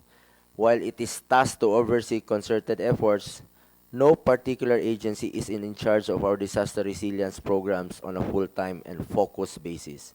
Second, currently the NDRRMC is chaired by the Secretary of Department of National Defense, and its executive director is the administrator of the Office of Civil Defense, Usek Khalid. Masyado na pong maraming ginagawa ang ating DND Secretary at ang iba pang miyembro ng gabinete na kasama po sa NDRRMC. Sa oras ng sakuna, madalas ay iba-iba ang pananaw ng mga ahensya ng gobyerno nakapaloob sa NDRRMC. Dahil iba-iba rin po ang kanilang mandato, walang iisang focus, walang iisang layunin. Sa halip na mabigyan ng pag-asa ang mga taong nasalanta, lalo pang dumadagdag ang pahirap sa kanila dahil hindi nila alam kung sino ang dapat lapitan. Pati po ang Pangulo nahirapan dahil sa kawalan ng sole authority na dapat gumanap ng tungkulin para i-address ang problemang dinidulot ng madalas na sakuna sa ating bansa. This measure seeks to address these concerns sa pamamagitan ng DDR. Magkakaroon tayo ng Cabinet Secretary, isang point person na isa lamang ang focus ng trabaho with a clear mandate, and that is to handle all the concerns related to disaster preparedness, mitigation, rehabilitation, and disaster resilience. Ngayon, isa na lamang ang magiging boses ng pamahalaan. Wala nang turuan, wala na pong sisihan. Ito ang bagong department na ito ay magiging isang empowered, highly specialized, at responsive agency of the government headed by a strong-willed and competent secretary equal to the rank of other cabinet secretaries with a clear mandate and more proactive mindset in dealing with disasters. Hindi na natin antayin pa na magkaroon pa ng isa pang sakuna, matuto na tayo. You must do it now. Hindi dapat ad hoc ang pag-iisip natin pagdating sa kalamidad. Na kung kailan lang magkaroon ng sakuna, saka pa tayo aaksyon. Ilang beses na itong nangyari sa ating bansa, dapat proactive tayo. More than structural change in the bureaucracy, we're also pushing for a more proactive mindset and approach. Kung handa ang gobyerno, magiging mas handa ang Pilipino. Isa ito sa aking rason bakit po ako nananawagan sa aking mga kasamahan. Let us give the people what they need. Sama-sama natin isulong ang pagbuo ng Department of Disaster Resilience. Halimbawa lang po, ang tagal ng proseso ng pag-download ng pera. Paki-flash lang sa screen. Tulad ngayon, ang haba-haba ng calamity fund process flow. Baka mamaya ilang linggo pa marirelease yung pondo. At sa totoo lang, pag wala tayong cabinet level na secretary, mamamahala sa departamento, Usek Khalid, may tanong lang po ako sa inyo. Tuwing nagpapatawag kayo ng meeting, kung ang presidente magpapatawag ng meeting, pupunta lahat si Secretary Anyo, pupunta lahat si Secretary Abisado, pupunta lahat si Secretary Lorenzana. Kung ikaw magpapatawag, ang ipapadala ng mga yan, Usek, Usek. Tama? Di ba? Kasi usually po kailangan meron tayo ng cabinet level na pareho nating secretaries. Yun pupunta. Di ba, Secretary Anyo, usually papadala lang natin yung may Usek natin pag may mga ganito. Pero pag presidente, lahat. Present lahat yan. Nangyari ngayon sa earthquake sa Davao. Sino yung pupuntahan ng sino yung tatawagan ngayon ng mga mayors doon? Kahit sino na lang sila hihingi ng tulong. Kung meron kayong regional office, yung regional director ninyo, yun po yung mamamahala, take in charge dyan sa region na yan. At lahat ng mga regional directors ng iba't ibang ahensya ng gobyerno, DSWD, DOH, papatawag niya kaagad, DOE. So, mayroong isang in charge po. On a national level naman, ikaw, kung sakasakaling ikaw po ang ma-appoint, kung ma-approve, mas madali mo silang mapapatawag, Secretary Halad. Siyempre, sasabihin ng Presidente, Secretary Halad, ikaw ang maiiwan dito. Gaya ng ginawa niya kay Secretary Tolentino nung mayon. Nung nag-meeting doon, pumunta si Presidente. Sabi niya, Secretary Tolentino, ikaw muna yung in charge dito. Ikaw yung maiiwan. Gather mo lahat ng mga iba't ibang ehensya ng gobyerno. So, maganda yung preparasyon. Aside from that, maybe natakot yung mayon sa'yo, hindi pumutok. Pero bakit sa Tagaytay, pinutokan ka? Anyway, yun po yung, sa totoo lang po, yun talaga ang gobyerno ngayon. Kailangan meron talaga tayong in charge at yun pong may iiwan dito. Handa tayo. To Secretary Abisado, meron ba tayong pondo para dito? Mr. Chairman, Your Honors, bago ko sagutin yan, may I also voice out the position of DBM? Yes, please. Both on the pending House bills and the Senate bills, taking into account the guiding principles and the purposes. On the part of DBM in general, we are in agreement on the need to improve the government's ability to respond to various calamities and disasters that our country has to endure from time to time for obvious reasons. Specifically, we're looking at this department, if ever created, to be responsible for the formulation and implementation of policies, programs, and projects that will reduce the country's vulnerabilities to natural hazards and climate change, thus ensuring safe, adaptive, and disaster-resilient communities. This is consistent with the pronouncement of the President during his 2019 State of the Nation address. Therefore, to your previous question on the need for the creation of the Department of Disaster Resilience or Department for Disaster Resiliency, we say yes. As to its feasibility, we also say yes. In addition to that would be the inclusion of the necessary budgetary requirements. We're looking at 4 key result areas for which reason this department has to be created. And these are the areas of disaster risk reduction, which is being handled by many departments. Disaster preparedness and response, recovery and for building forward better, and support to operation, to include internal management. On this basis, we're looking therefore now at the totality of the picture when we talk about disaster and natural calamities. And we know who's in charge, rather than the president having to call each one of the cabinet secretaries to give him the information that he needs. How we're going to do it in terms of coordination is something that can be worked out as we go through crafting the provisions for this department.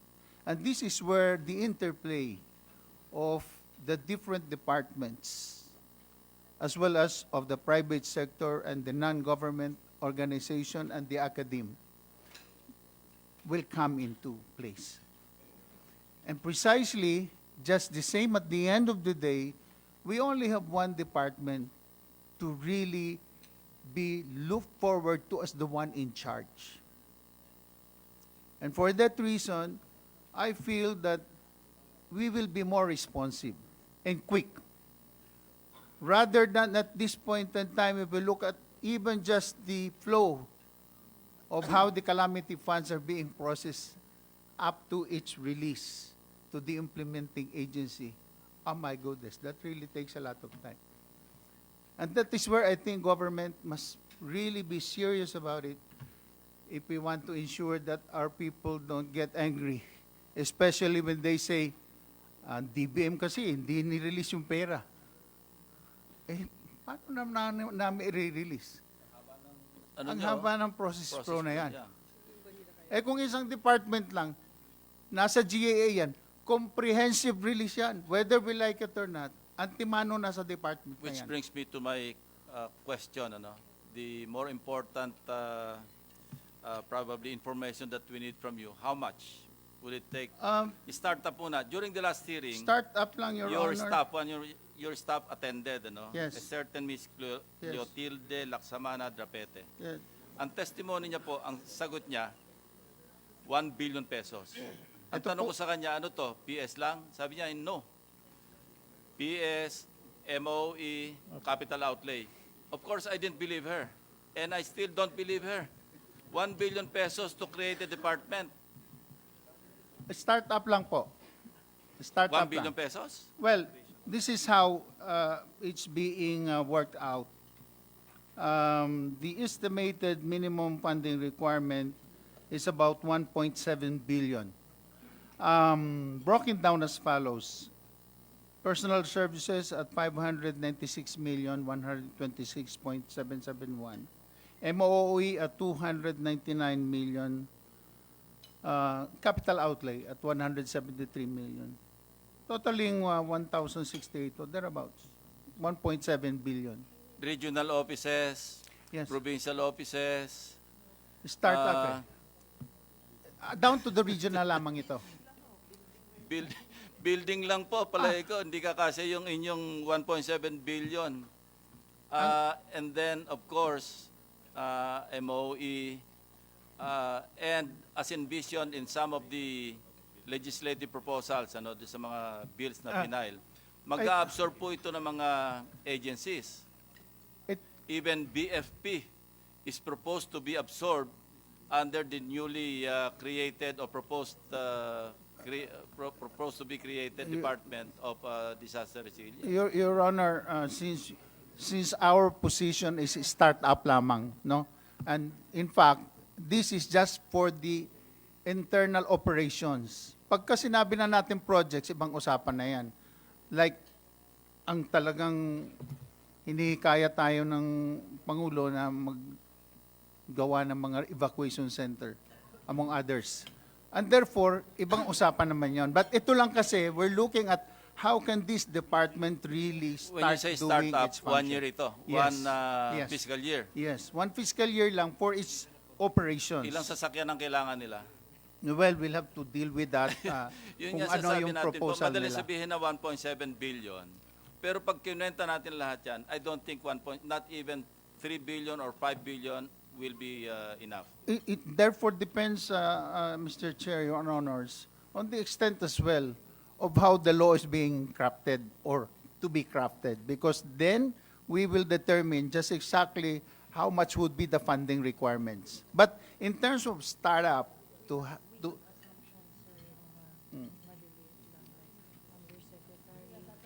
ang amin kasi dito, Your Honor, is on this structure itself, on the organizational structure. Ano kasi ito warm bodies ang pinag-uusapan natin dito when That is we say correct. startup. Pero kailangan maging operational eh. Yes. At present, how much is the budget of NDRMC and the OCD? Administrative lang muna ito. Of course, yung nasa under special purpose fund naman yung NDRRMF, ano? As I mentioned kanina, for the last 10 years, nasa mga 224 billion na to pesos, ano? But this is under SPF. No, wala ito sa regular budget. Now, assuming that, of course, ang gamitin nating benchmark, magkano yung ina-appropriate natin for NDRRMC, including yung quick reaction funds that are distributed to several departments. Ang QRF for the past 10 years, nasa mga 54 billion pesos.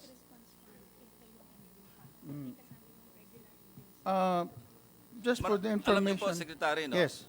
Maraming pera ang NDRRMF, yung fund, no?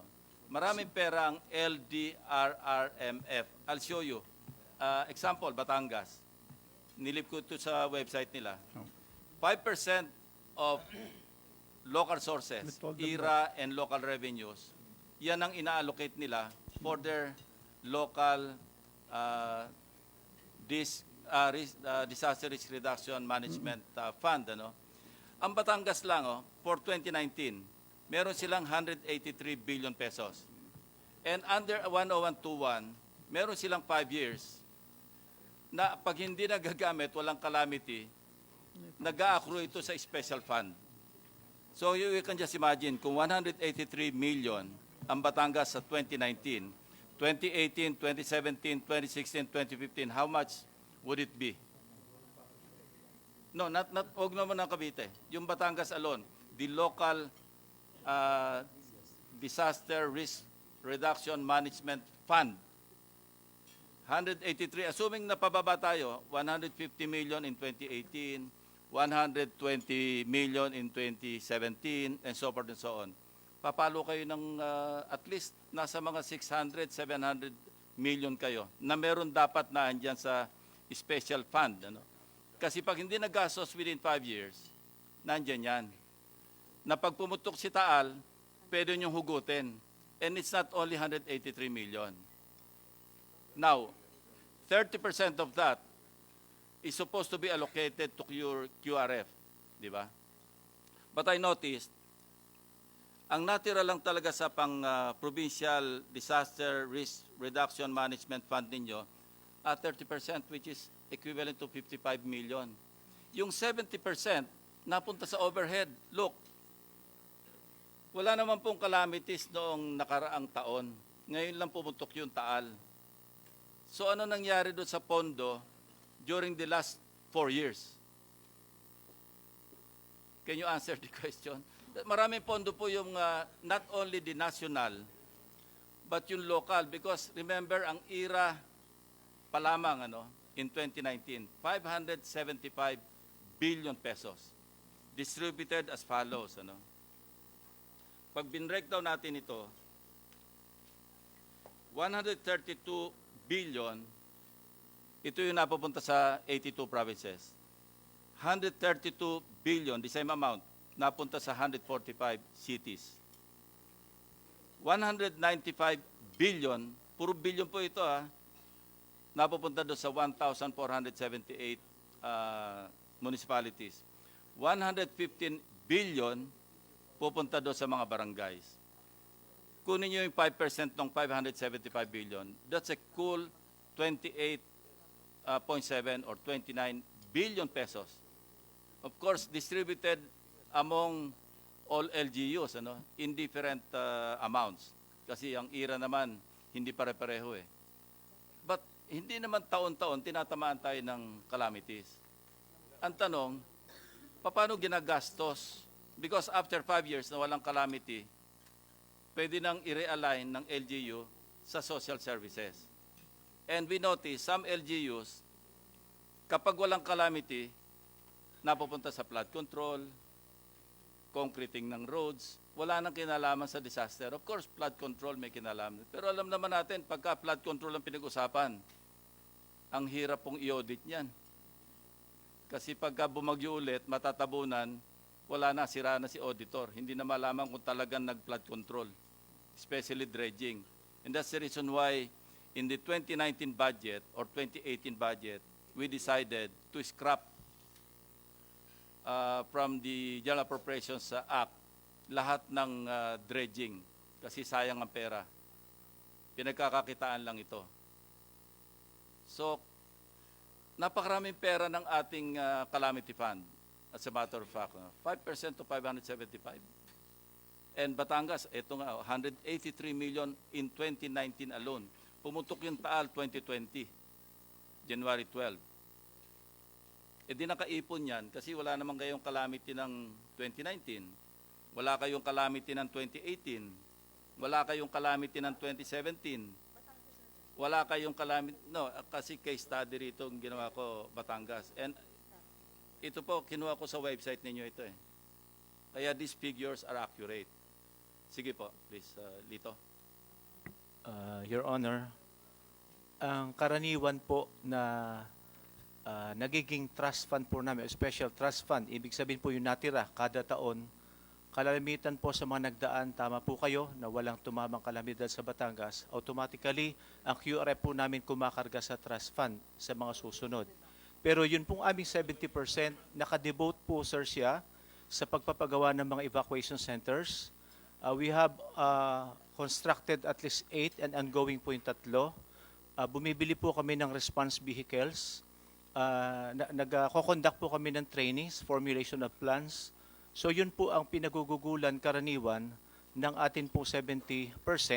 And then yun pong natitira, I just want to inform the body na ito pong 2019, meron po kaming, tama po yung figure, 55. Ngayon pong 2020, na siya pong ini-address namin para sa pagputok ng bulkan. May QR po kaming 60 million. And meron po kaming 140 million na 70%, which is ipina-realign na po ni Governor para i-devote po sa needs para sa Taal Volcano. Yung 70% po rito, hindi recurring ito ah. Most of this, mga one-time expenditure. Yung ano nangyari sa 2018, 2017, 2016, calamity fund ninyo, yung LDRRMF or PDRRMF ninyo? Sir, yun pong 70% namin, obligado po kami na through the council ipaaprubahan yung aming pong projects and activities na ang gugugulin po ay ang 70%. Pagkatapos po, kapag susunod pong taon, yung natira, which is the Quick Response Fund, na nagiging nasasama sa...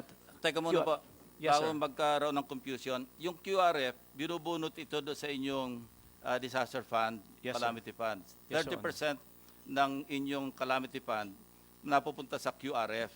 Yes, Kaya para hindi lang mag-interchange yung mga ano. Yes, Your Honor. Liliwanagin ko lang po, yun pong Quick Response Fund sa mga taong walang tumama sa amin, nagiging trust fund po siya sa susunod na taon. At yun po ay pinoprograma din namin sa iba't ibang mga projects para po sa prevention, mitigation, and activities related to disaster risk reduction, sir.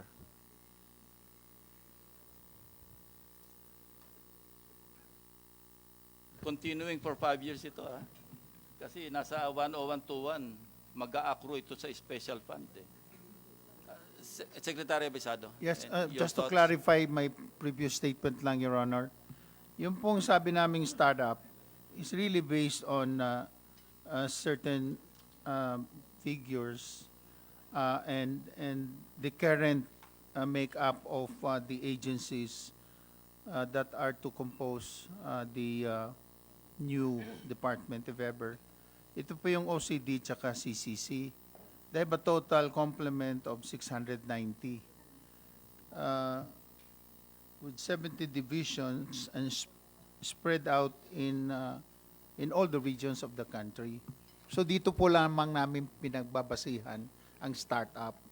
Yung ibang projects are handled by the various departments. As to how it's going to add up to the departments precisely to respond to its functions and responsibilities. Yun po yung babanatan ngayon ng technical working group. How will you now treat the NDRRM fund? Saan pupunta? I-appropriate nyo na doon sa department? Doon na nga po yan. Doon na pupunta? Doon na po yan pupunta. So kung meron kayo sa NEP for 2020 na 20 billion, doon na ma-i-appropriate yun? Doon na po yan. Kasi, So yun na- hindi po kasi 1.5 rather than, billion. hindi nga po, ang sinabi ko lang, start-up lamang niya in terms of the, kasi kami organization kami. Mostly, Oo, pero pagdating na nga po sa projects and programs, yun na nga yung pag-uusapan, no? Kasi we would not like also Yun ang mahirap Yun. nga po eh. Pagka binigay natin yung 20 billion, of course, nakaltasan po ito sa BICAM, naging 16 billion pesos. Pag binigay nyo ito sa newly created Department of Disaster Resiliency, baka po maging disastrous. Kasi ganyan lalabasan ito eh. Mapupunta sa overhead. ayun naman po ang ano. Ayun ang problema. Kasi mapupunta sa overhead expenses, ang maiwanan talaga to address calamity, a good 30%. Why should we allow that? Inaalaw natin sa local government eh. Oh well, precisely. The Congress has enough powers precisely to determine how the funds are Of course, going to I be agree utilized. with you, pero alam niyo naman ng Congress din eh. Anyway, puro human factor na yun. Unless we agree, nothing's really going to happen. Senator Recto muna. Thank you very much, Mr. Chairman. With your permission, may I find out from our resource persons, meron bang head ngayon or secretary halimbawa, a point person today for the Taal reconstruction and rehabilitation? Napag-usapan na ba yan sa kabinete kung sino yung mamumuno ng reconstruction at rehabilitation ng Taal? Yes, please. Sir, our default mechanism is the NDRRMC. The default mechanism Yes, today. there is a structure in the National Disaster Risk Reduction and Management Council. Yes. And the vice chair for rehabilitation and recovery is NEDA. Okay. But in formulating the rehabilitation and recovery plan, we are deliberate on that. We started with the post-disaster needs assessment. And coordination for the conduct of post-disaster needs assessment usually is triggered by OCD or NEDA. And for Taal Volcano Rehabilitation Recovery Plan, we have already started the coordination last week. Okay. If I may follow up my question. So, the default position today is that it will be you, Yes, sir, as the Executive Director. OCD as the head of the secretariat. Okay. Now, And the yes, let me take this opportunity to ask you, magkano na ba ang total damages? Preliminary assessment. Dahil ngayon pa lang naman pinayagan umuwi yung mga tao eh. So we would not have a full picture. But today, with regard to your records, magkano ang total damages? based on the report we got from the different agencies, and it is about 3 billion, sir. But 3 the billion? yes, sir. Yes. 3 billion. Hindi ho ba agriculture lang yun? Agri Yes, pa lang yes, yun? yes. But the total cost will be identified during the conduct of post-disaster needs assessment. Yes, I understand that. But don't you have preliminary data? Because I do have preliminary data, and I'm not the executive director.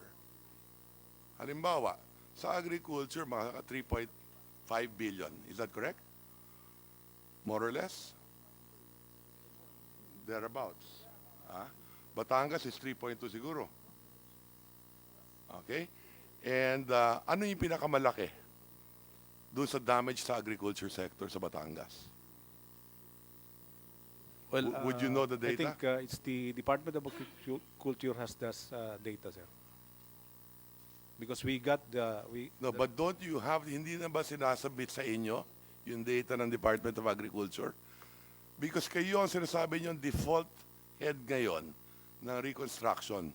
Yes, sir. So you But don't the have the council data. is composed of so many No, I understand agencies, and the data reflected in the CITREP came from that. No, the different I agencies understand that. composing All the I'm council. saying is that do you have the information today already? We have, sir, in the situational report, it is in the vicinity of or about 3.2 billion. Correct. So ano yung pinakamalaki doon sa I'll agriculture? have to dig into the situational report, sir. I Okay. don't have a copy of So that. roughly fisheries 1.6 billion. Okay. So, yeah, but you know, I already have the data here. I'm just asking if the executive director knows damages already. Preliminary man lang. Huh? Related to the point being raised by Senator Recto, how many PDNAs have you crafted? Post-disaster needs assessment. Because napakaraming calamities eh. Yes, for last How year. many PDNAs? Kasi sa 10121, 1 month after, kailan mag-craft na kayo ng PDNA. Kasi yun ang magiging basis ng rehabilitation plan eh. Hindi makaproceed, makapaggawa ng rehabilitation plan kung walang post-disaster needs assessment. How many have you done so far? In all Not those, under your watch, even say for the past 5 years, nakailang kayo PDNA? marami na, sir. And I can count there are PDNAs conducted at the regional level and even at the local government units level. But at the level of the national disaster in the RRMC level, meaning there is participation of personnel from the central offices of the national government agencies, I can count only a few. Yolanda PDNA is one. for, yes, sir. Because pinalop namin kayo ni na Usek Pama, kaya you came up with a complete PDNA, kumpletong needs assessment. Senator Recto. So thank you, Mr. Chairman. Pangalawang tanong, no? So agriculture, more or less, preliminary, 3.2 billion. Okay? Ilan yung nakatira sa Taal Volcano na hindi na makakabalik? We have an estimate about 3,700 individuals. Only 3,700? Well, that's the report we got from the regional offices. Sir, Yeah. the latest If I'm not mistaken, it's roughly 8 to 10,000. Lito, ilan ba? 8 to 10,000. Sir, nagbabariate pa siya. 8,000, sir, is our 8,000. assessment. Nagbabariate po siya sa daytime and not nighttime kasi po because of the tourists coming. So yung involved po sa livelihood is dumadami po sa araw. Okay, so ito maliwanag, yung 8,000 hanggang 10 yan, about 2,000 families yan, okay? Yung sigurado, hindi na makakabalik sa Taal Volcano. Is that correct? Yes, Your Honor. So hahanapan natin yan ng tirahan, Yes, Your Honor. okay? Ilang hektarya ang kailangan dyan? Meron na ba kayong pag-aaral tungkol dyan? And how much will it cost to relocate 10,000 people or 2,000 families? Meron na ba kayong konting pagsusuri tungkol dyan? Do we have any data on that? Your Honor, as of today po ay meron pong in-identify ang provincial government sa municipality of Ibaan na kung saan po lahat yung taga-pulo ay doon po namin itinatransfer. Okay, gaano kalaki yun? That is around 40 hectares. 40 hectares. We have also land owned by the provincial government or the national government identified na i-request ni governor kung kakailanganin sa national government. We have in Nasugbu, we have in Rosario, and we have in San Juan, Your Honor. Okay, now, thank you for that response. The reason why I was asking the executive director, no offense, is iba yung kung taga doon ka, mas alam mo yung problema. I do not expect the executive director to know all this data. And that's why I proposed for the reconstruction of families who have been affected by the Taal volcano, a Taal Commission with cabinet members and the governor of Batangas, Cavite, so on and so forth. Then mas alam ng lokal yung nitty-gritties niyan. Okay? Now, the problem with an NDRIMC or the problem with the department is sa dami ng sakuna, bagyo, earthquake, whatever, halimbawa, nung nakaraang taon, 30 siguro yan. Kung ang Department ng Disaster Risk Reduction or NDRIMC ang mamamahala niyan, 30 rin yung rehabilitation, reconstruction. Okay? Na baka walang focus dyan. Okay? That's the point. No? Now, so yan maliwanag, 2,000 bahay na kagad ang gagawin. Magkano abutin yung 2,000 bahay na yan? Tansya ninyo. Would anyone here have any data on that? Housing Department. Do we have a representative from the Housing Department here? Apparently none. Okay? Now, I've done some rough calculations on that. Okay? Now, ilan naman sa tansya ninyo ang nasirang bahay? Do we have data on that?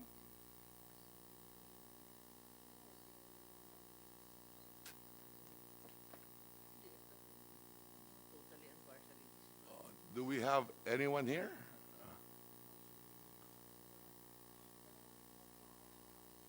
Ang estimate namin, roughly, 22,000 houses will be affected. At 500,000 each, that's 11 billion. Assuming.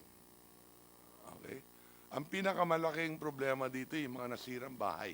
Number one, yung ililipat natin. Pangalawa, yung nasirang bahay. Okay? And then maybe I should ask, and then of course, Public Works. Do we have a representative of Public Works here?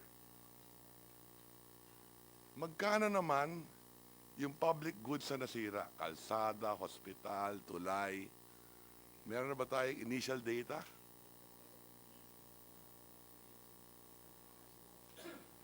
Senator Ralph, Yes, please. 137 million. For the DPWH. Preliminary. Yes. Preliminary. Thank you for that. Batangas, sorry, Lemery, Laurel, Yes, yes. So I have that data also. So preliminary, palaki ng palaki lang yan. Di ba? Okay, now, having said that, then, what about economic losses? Maybe the NEDA can help us out here. Yung, magkano ang mga negosyong nasira? We did a rough calculation, Yes. Mr. Chair, on the basis of the foregone income in industry sector within the, outside of the 14 kilometer, including the 14 kilometer. For industry, it would be 711.9 million pesos. And for services, Tabletop survey lang yan, ano? yes, Based yes. on land area, Right, based on, to explain it to the committee, exactly. the gross value added of the Yes, province, exactly. based on land area, tansya-tansya. Yes po. Please Yep. continue, sige. And for the services sector, it's 2.8 billion.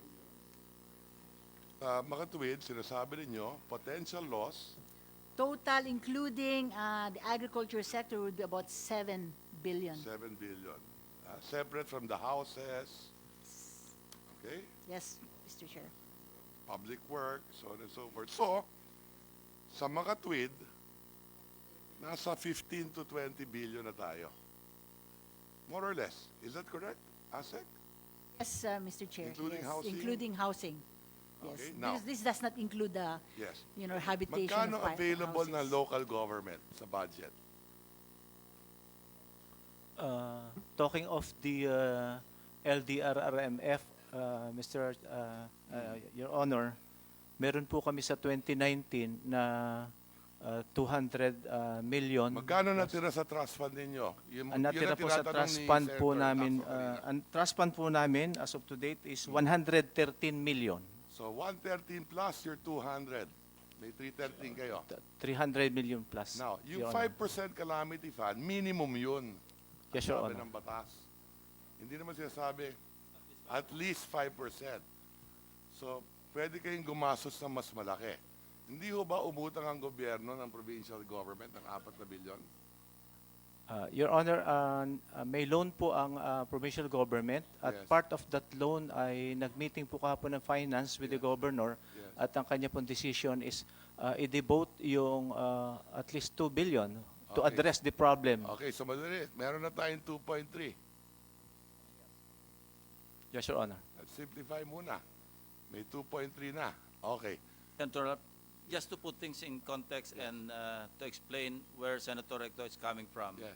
Included in the agenda in today's hearing is Senate Resolution 1275, introduced by Senator Recto, Yes. creating the Taal Volcano Rehabilitation and Development Commission. So, hindi naman po tayo limitado doon sa creation ng department. So, Yes, yes. yun lang. Yeah, with the Gusto ko lang permission of my clarify. colleagues, no, especially the chairman, no, you know, I filed that bill thinking also that there will be a grand eruption and the damages could be more than 50 billion, maybe even 100 billion, anticipating because nasa alert level 4 tayo, imminent, hours and weeks na pwede sumabog ng base surge.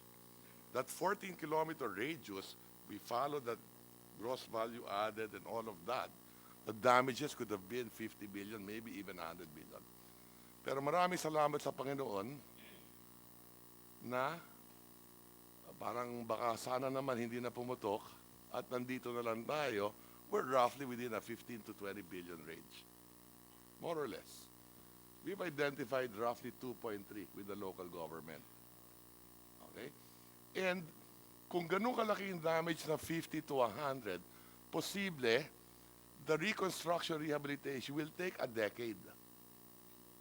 Mahabang panahon yan. Hindi lampas sa administration ni President Duterte. Kaya, we filed a Taal Commission.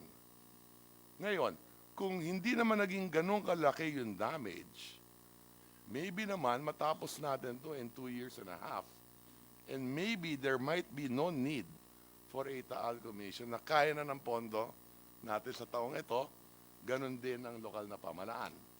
So let me put that on record as well, hoping na hindi na pumutok. Okay? So kailangan pa rin natin ng mga 15 to 17.5 billion ba? Tanong ngayon, Secretary of the DBM, nandito ba? Yes. Okay. For the record, Yeah. he sent me a note na asking permission to excuse himself. Anyway, andito naman si Usek Janet. But before he leaves, maybe, baka he can answer the question muna. Okay. Di ba? Magkano ang 2020 calamity fund natin? 16.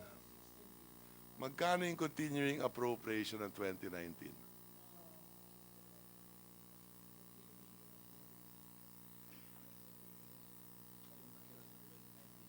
Yes.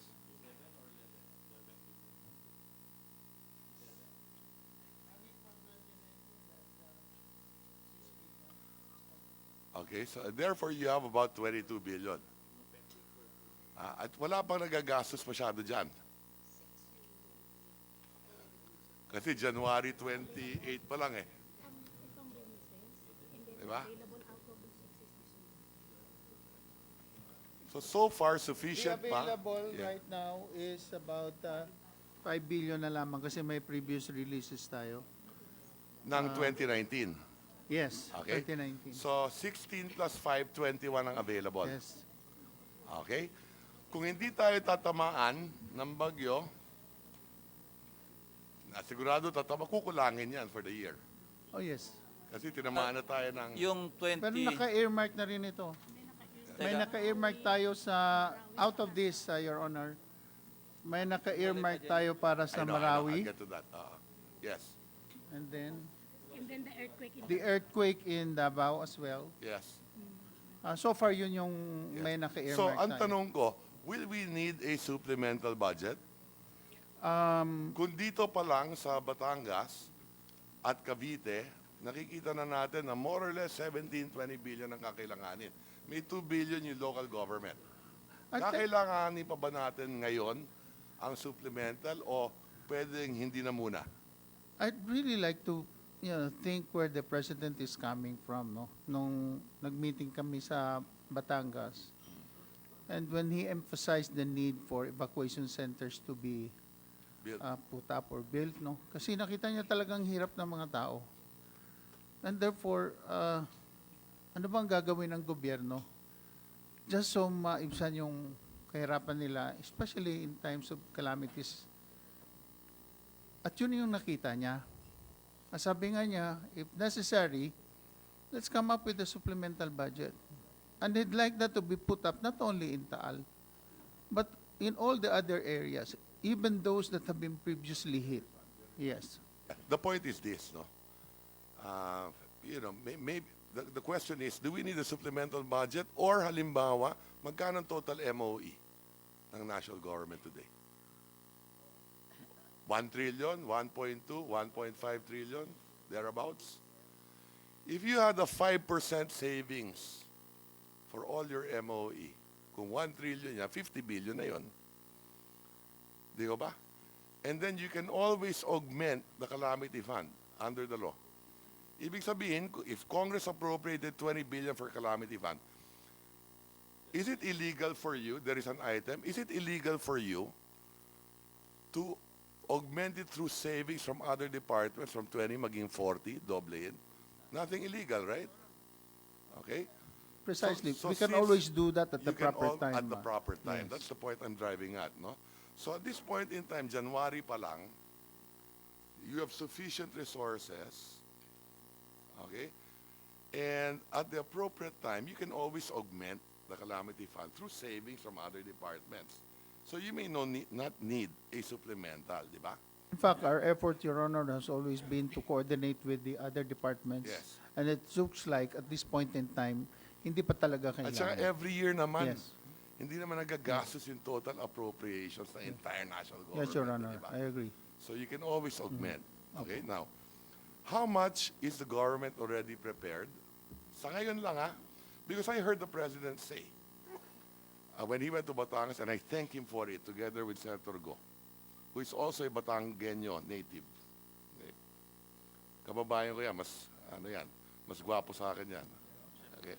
Taga-Taal yan eh. Having said that, no? Having said that, how much are you, the President said 30 billion. He's prepared to assist the province with 30 billion. Okay? So ngayon alam natin, through a supplemental budget. Pero ngayon alam natin na 21 billion more or less available. Napag-usapan na ba ninyo na kailangan mabilis yung pagtulong din natin dito eh? How much is the national government prepared to assist the Taal volcano victims? Based on available resources, Yes. that's been said already, and that we can use that amount at any time. At any time. Yes. Okay? So- Otherwise, we are not also in a position precisely to come up with a supplemental budget kasi kaumpisa lang ng taon. Correct. Now, And in having fact, said that, the funds are still trickling in. could you, we're having a live conversation here today. And many evacuees, incidentally today, marami pa kami evacuees, Yung 10,000 na nakatira sa Taal Volcano, walang uuwian yon. Evacuees pa rin yon. Marami pa rin nasiraan ng bahay, hindi rin makauwi. Okay? Ang tansya namin doon, mga 20,000 households. Now, having said that, makakaasa ba yung mga biktima ng Taal na nandyan ang national government na agad-agad tumulong na kaagad? Halimbawa, why not just give cash assistance doon sa mga tinamaan, yung mga bahay na nasira? Halimbawa, 500,000 each. That way, you give them cash, bibili nila yung gamit nila, it helps the local economy pa. Makakatulong sa lokal na ekonomiya pa. Your Honor, to answer that, kami naman taga-allocate lang eh. Yes. It's really the responsible agencies and departments. Yes. In fact, magmumula yung request sa kanila kung paanong gagawin at anong klaseng So on tulong your side, ang may bibigay nila. okay, on your side, you're committing na hindi problema yung cash, di ba? Ay, Hindi problema yung pera. awan Hindi ng Diyos, problema may yung pera pa naman appropriation. tayo. We have to find a way to make money available. Kasi gobyerno tayo eh. Correct. And the cash is available. In fact, nung debate namin ni Ping last year sa budget ninyo, we know that you overborrowed in 2019, you will overborrow in 2020, you're building your cash with the treasury. Hindi problema yung cash. And there is an appropriation. Okay? So, sa lalong madaling panahon, so let me cut this short. I know there's a lot of agenda. Let me cut this short. Maybe the NDRMMC can start studying the reconstruction rehabilitation phase for the Taal victims. Pinayagan na natin umuwi yung mga tao. Ha? Inaasahan yan yung tulong ng ating pamalaan. Nag-commit na yung local government ng probinsya, may 2 billion. Make your final assessment and let's hit the ground running in rehabilitating and reconstructing families affected by the Taal volcano eruption. How long will it take for you to submit to this committee yung plano ninyo sa Taal reconstruction and rehabilitation? Sa tansya mo. Yes, I'll have to ask for that. Before the rehabilitation plan, you have to come up with your PDNA muna, di ba? As a requirement. So, ang tanong muna dapat, kailan nyo matatapos yung PDNA? So, by April, sir. April? Yes, sir. January pa lang eh, so walang tulong between February, March? No, sir. You know, sir, there are early recovery interventions which the different agencies can now carry out utilizing their QRF and current budget. And that is part of my recommendation always to the President whenever he visits areas affected. That agencies, concerned agencies like Department of Agriculture, DTI, DSWD, provide some form of livelihood and financial assistance because they have the budget. Yeah, but that would be part of the plan na rin, di ba?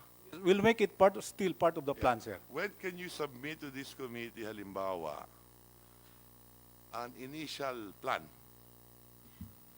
Yung hindi naman April, February. Mr. Chair, yes, February Yung, 19, next there week. will be already some Ano yung drafts pwedeng gawin na of the starting next RRP. week? We have already met, Mr. Chair, we have already met, we have already come up with a rehabilitation and recovery framework for Taal volcano eruption.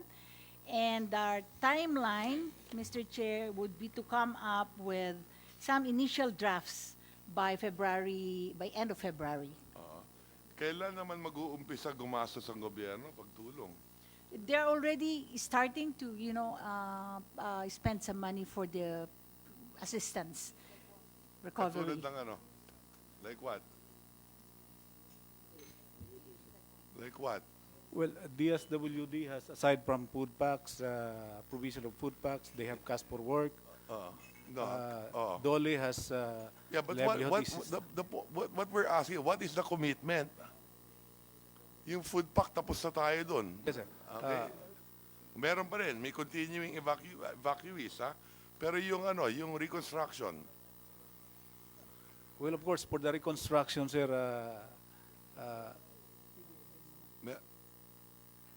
With your permission, Sir Ralph, for example, kunwari sa Department of Housing, anong commitment ng NHA? May ganung well, it's in their mandate, sir, ma'am. We'll just have to harness that. Yes. May DSWD ba dito? Yes. What do you intend to do this week? Starting this week, may programa na ba kayo? Yes, sir. The DSWD has already requested to the DBM or to the RMC for the allotment of the cash for work. And magkano ang halaga nun? Sir, How much did you request? the amount of the cash per work is the 75% of the minimum wage rate of the region. No, I'm talking about how much. I know the details of that. Magkano are you allocating for Batangas? And Cavite, Senator halimbawa, Ralph, yes. DSWD, meron kayong QRF na Yes. 1.2 billion, 1.25 billion in 2019, tapos 2020, meron pa uli kayong 1.25 billion pesos. So, meron kayong 2.5 billion. Kasi continuing naman eh. We passed not a resolution, we passed legislation para ma-extend yung gamit hanggang December 31, 2020. So available sa inyo yung, nagamit nyo na ba yung 1.25 billion in 2019? How much of it is left? Kasi ito yung pwede nyo gamitin in the absence of the release from DBM do sa NDRMF. Yes, Mr. Chair, we are using the 2019 continuing funds, the Mindanao earthquake, the Typhoon Tiso. Magkano na iwanan do sa 1.25 billion na QRF ninyo in 2019? Your Honor, sorry sir, I was not able to bring the latest financial report of our. Of course, finance yung department. 1.25 billion sa 2020 hindi pa nagalaw. Yes, sir. Yes, sir. Because there's ongoing. The 2019 is being used right now for the Mindanao earthquake, the Ursula, and Typhoon Tisoy. Go to the DSWD. How much are you prepared to spend, the DSWD, for the victims of Taal Volcano? Mr. Chair, as of now, there's ongoing the process of the damage assessment it needs analysis to finalize the figures. So I could not be able Yeah, to. kailan matatapos yun? Yes, sir. No, kailan matatapos? Maybe Mr. Next week there will be a meeting with the RMC, the response cluster. Kailan yung meeting ninyo? We are waiting, sir, for the notice of our interagency, like the OCD Secretariat, to finalize the figures. Oh, sir, for Usek, kailan ang meeting ninyo? There was a meeting last week, sir, and there is a meeting today. So after this hearing, No, you sir. will have a There meeting? is a meeting at the region. I sent my director for rehabilitation recovery because I cannot attend to that. You know, I know that there are many other senators who want to speak. No? So let me end this way. No? Could you submit to the committee actions that you intend to take to assist the Taal Volcano victims, both in Batangas and in Cavite, at kung meron pang iba, immediately? Let's say by next week, initial actions that you will be taking? Yes, sir. We'll Para do that. naman we can communicate that with our people? Yes, sir. We'll do that. This particular scenario, sir, is difficult. It's different from all other disasters that we encountered. After a typhoon, immediately we can conduct the Dalawang attainment. araw, tapos na. Oh. But for this, while the area was still in lockdown, we cannot send people to We conduct understand that. assessment. Yes, There we was understand still- that. But they might become initially, casualties. yes, initially, my advice, kung sana pwede, mag-usap-usap na kayo, initial man lang, as information comes in, meron na kayo kaagad na plano, programa. Dahil yung mga biktima ng Taal, kung nag-uwi, naglilinis na yung mga yan, marami dyan, hindi makakabalik sa mga tahanan nila. A big portion here will be through the NHA siguro. Housing. Palagay ko kalahati ng budget na kakailanganin dito para sa pabahay. Okay? So let me end with that. I thank my chairman and to my colleagues for allowing me, giving me the time to Yes. air this. Thank Just you very for much. the information of the Honorable Senator Recto, per our computation, there's about 1.5 trillion pesos for MOOE for fiscal year 2020.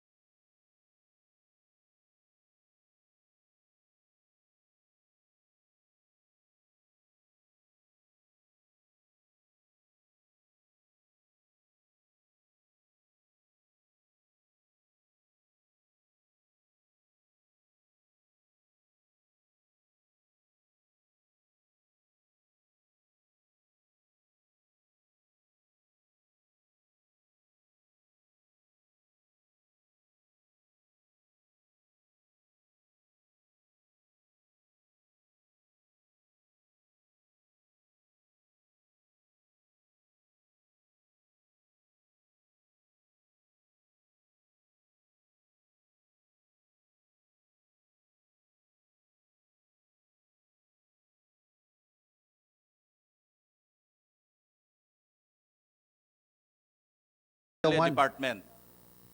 As Up long to- as there's unity of command, as long as there's the Up to the responsibility Senate. is pinpointed. No, it's not up to us because precisely you're the resource person. Yeah, That's but why I'm asking you. precisely what we're saying is, even if we say it's going to be Yeah, a department, at the end but of the day, eventually, yes, yeah. it's still the law. But that we you're need going your to input craft. nga Oh, yes. And which we are precisely, Yeah. all that we're saying is, let's fast track all of this. Because people cannot wait, really. Mr. Chair? Teka muna, Senator Tol muna. Just one last reaction and perhaps to supplement the questioning of Senator Ralph. Tama po yung yung sinabi ni Senator Recto na kung talagang tumuloy ito, there has got to be a Taal Commission similar to the Pinatubo Commission of the 90s. Pero dahil nag-subside na, we now look at the default. Perhaps I would like to manifest, and Usek Khalid should be listening, that we have a newly created department, Valentine's Day of 2019, Section 5, Republic Act 11201, and I'd like this to be placed on record. Meron po tayong Department of Housing. Ang isa sa trabaho niya, and I quote and toto with the permission of the Honorable Chair, one of the functions, formulate a framework for resilient housing and human settlements as a basis for the mechanism for a post-disaster housing and resiliency, planning, research and development, extension, monitoring, evaluation of the program, projects. And projects would be the operationalization of all post-disaster, yung pinag-uusapan nyo, assessments, monitoring, and activities related to protect vulnerable communities from the adverse effects of climate change and disaster. Ibig sabihin po rito, yung bagong batas na pinasa ng Kongreso ay ang lead default, with due respect, is the Department of Housing. And yung pinakita nyo kaninang, no offense for pillars, hindi po kasali yung Department of Housing. We have an interim secretary, Secretary Del Rosario. Parang hindi siya kasama dito sa pinakita kanina sa yung lumalabas na sa thematic. So, Wala pa kasi Department of Housing nun Pero I'm kasama sorry. yung HUD-C. I'm sorry, Mr. Chair, pero lalabas po dito, to answer Senator Recto, ang default po dito, naririnig ako ng Regional NEDA, is the Department of Housing for purposes of housing, not NDRIMC. I'm not adding another layer of bureaucratic confusion, but to streamline everything. Sino yung in charge? Department of Housing and Resettlement. Just for the record, Mr. Chair. Senator Bongo, Mr. Chair, would like to conclude this. Sir, Senator Bong, is Mr. Chair, recognized. to Secretary Halad, base kanina sa pinakita nating proseso, yung napakatagal, since pumutok yung Taal Volcano, meron na ba kayong na-release sa kanila? Magkano na po? Actually, wala pa sir kasi yung ano naman natin, yung pagiging proactive is nandun sa yung mga LGUs meron silang pondo nila. Yung mga different agencies meron silang QRF. And there is one provision in the QRF that is in the GAA. It is non-transferable, meaning it can be only transferred in the form of services or in kinds. Hindi pwedeng yung QRF ng OCD or DSWD ilipat sa LGU. For the top-up of their local dream fund, they should initiate a request. We will process that. If they are qualified, then maybe the President will approve. And then, if I may add, no, itong nangyari ngayon sa Taal, di ba nagtuturoan si Vice Mayor Natanawan ng Talisay Vice Mayor kung sinong susundin niya, ang DILG o si Usek Solidum o kung sino man yung sinasabi niyang dapat niyang sundin. Kung meron na tayong department secretary, ito na lang magsasalita, ito yung papakinggan natin, ito yung masusunod, ito yung point person, ito na. Para isa lang po ang ating direction tuwing merong mga ganong nangyayari. Kasi minsan, sabi ni Secretary Anyo, huwag kayong bumalik. Gusto bumalik ni Vice Mayor, kaya ang dami na niyong pinagtuturo. Ngayon, pati si Usek Solidum. So, sana meron tayong isang point person. Nakatutok lang talaga siya na po ang in charge, siya yung papakinggan natin tuwing may mga ganitong pangyayari. At pati sa release of funds, kung mayroon na kayong sariling departamento, mapabilis yung pag-release. Hindi katulad ngayon, nakabalik na sila sa kanilang mga pamamahay. Pero yung assistance mula sa gobyerno, wala pa rin nare-release. So,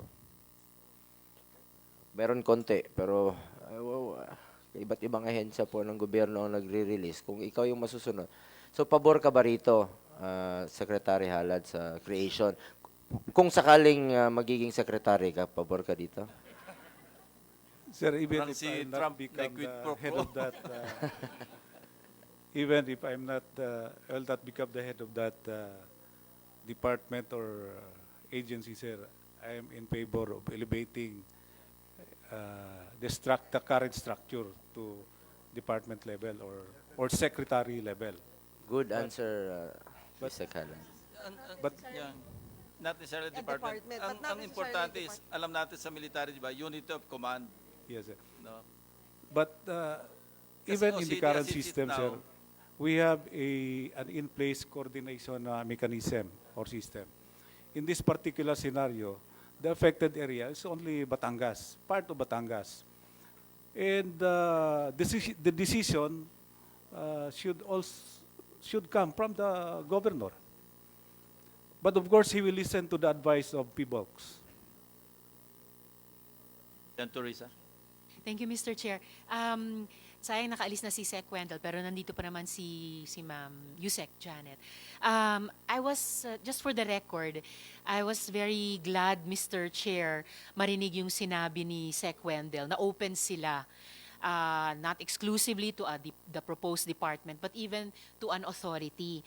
And naalala ko, sinabi po yan ni Vice Admiral Pama kanina, that was in fact one of the recommended amendments sa 10121 na binuo nung sunset review na technical working group noon. So maganda pong hindi tayo palundag-lundag, but we continue from where we left off before para mas rational yung policy making natin. And I was especially glad to hear that from Sec Wendell kanina na open din sila kahit sa authority kasi yung naunang sinabi din na initial man na budget to set up the proposed department na una sinabi nila 1.7 bilang, parang napaka-modest, Mr. Chair. Hindi naman yun proposed budget sa mga small agencies natin tuwing dinedebate ang GAA, but certainly not a large agency. Not a large agency with the ambitious stated objectives nung proposed department. Parang medium size lang na agency. At kung maiwan lang sa ganon, then might as well balikan yung mga recommended amendments nung technical working group noon. Might as well upgrade the NDRRMC or the existing arrangements, gaya ng sinabi ni Usek Halad, including the OCD, and be open dun sa yung possibly an authority. So an alternative dun sa department. If I may add lang, Mr. Chair, isang related question, dahil nandito tayo ngayon discussing this proposed department, the Taal Commission, but also always at the top of our minds yung novel coronavirus situation.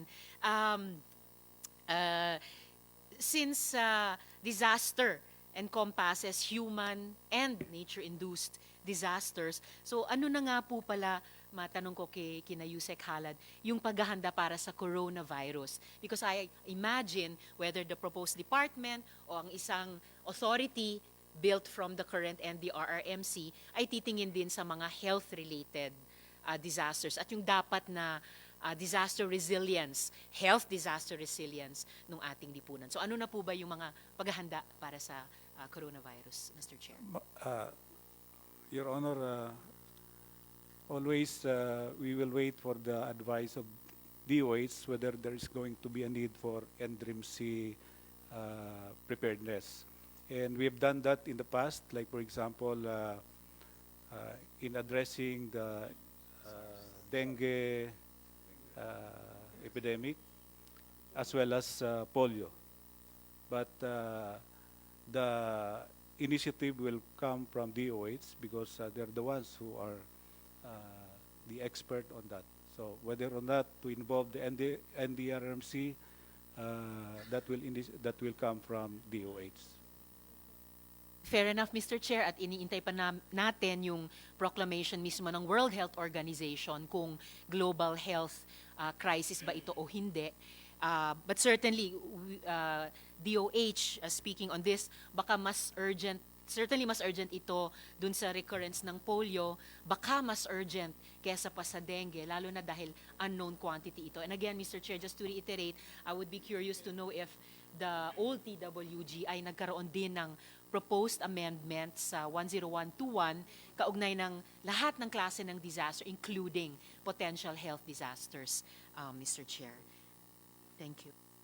Senator Gatchalian and then Senator Binay. Thank you, Mr. Chair. Mr. Chair, I just have one question. Actually, and also a request kay Usek Khalid and the RMC. Usek, have you conducted an analysis ng mga calamity funds of those LGUs na nasa hazardous or dangerous areas as declared by our geohazard maps? Have you analyzed, for example, in Taal? No? Obviously, Taal po is an active area. Yung mga LGUs around the area po ay fourth or fifth class, and also they're prone to massive evacuations, they're prone to disaster disruptions. Pero napag-aralan na ba ho natin yung kanilang calamity fund?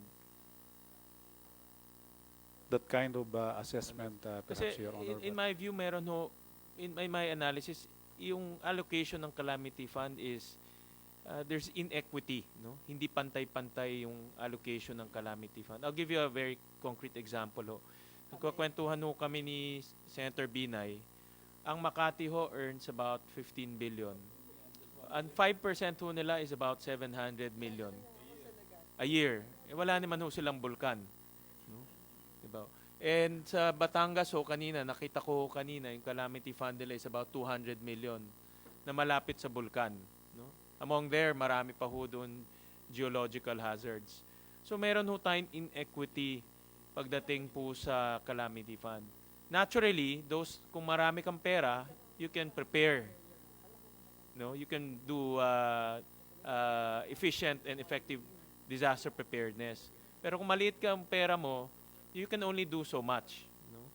So therefore, ang aking is, I just want to request from NDRMC to analyze itong calamity fund, and maybe as part of our amendments to the law, is to improve the equity mechanisms of the NDRMC or the calamity fund.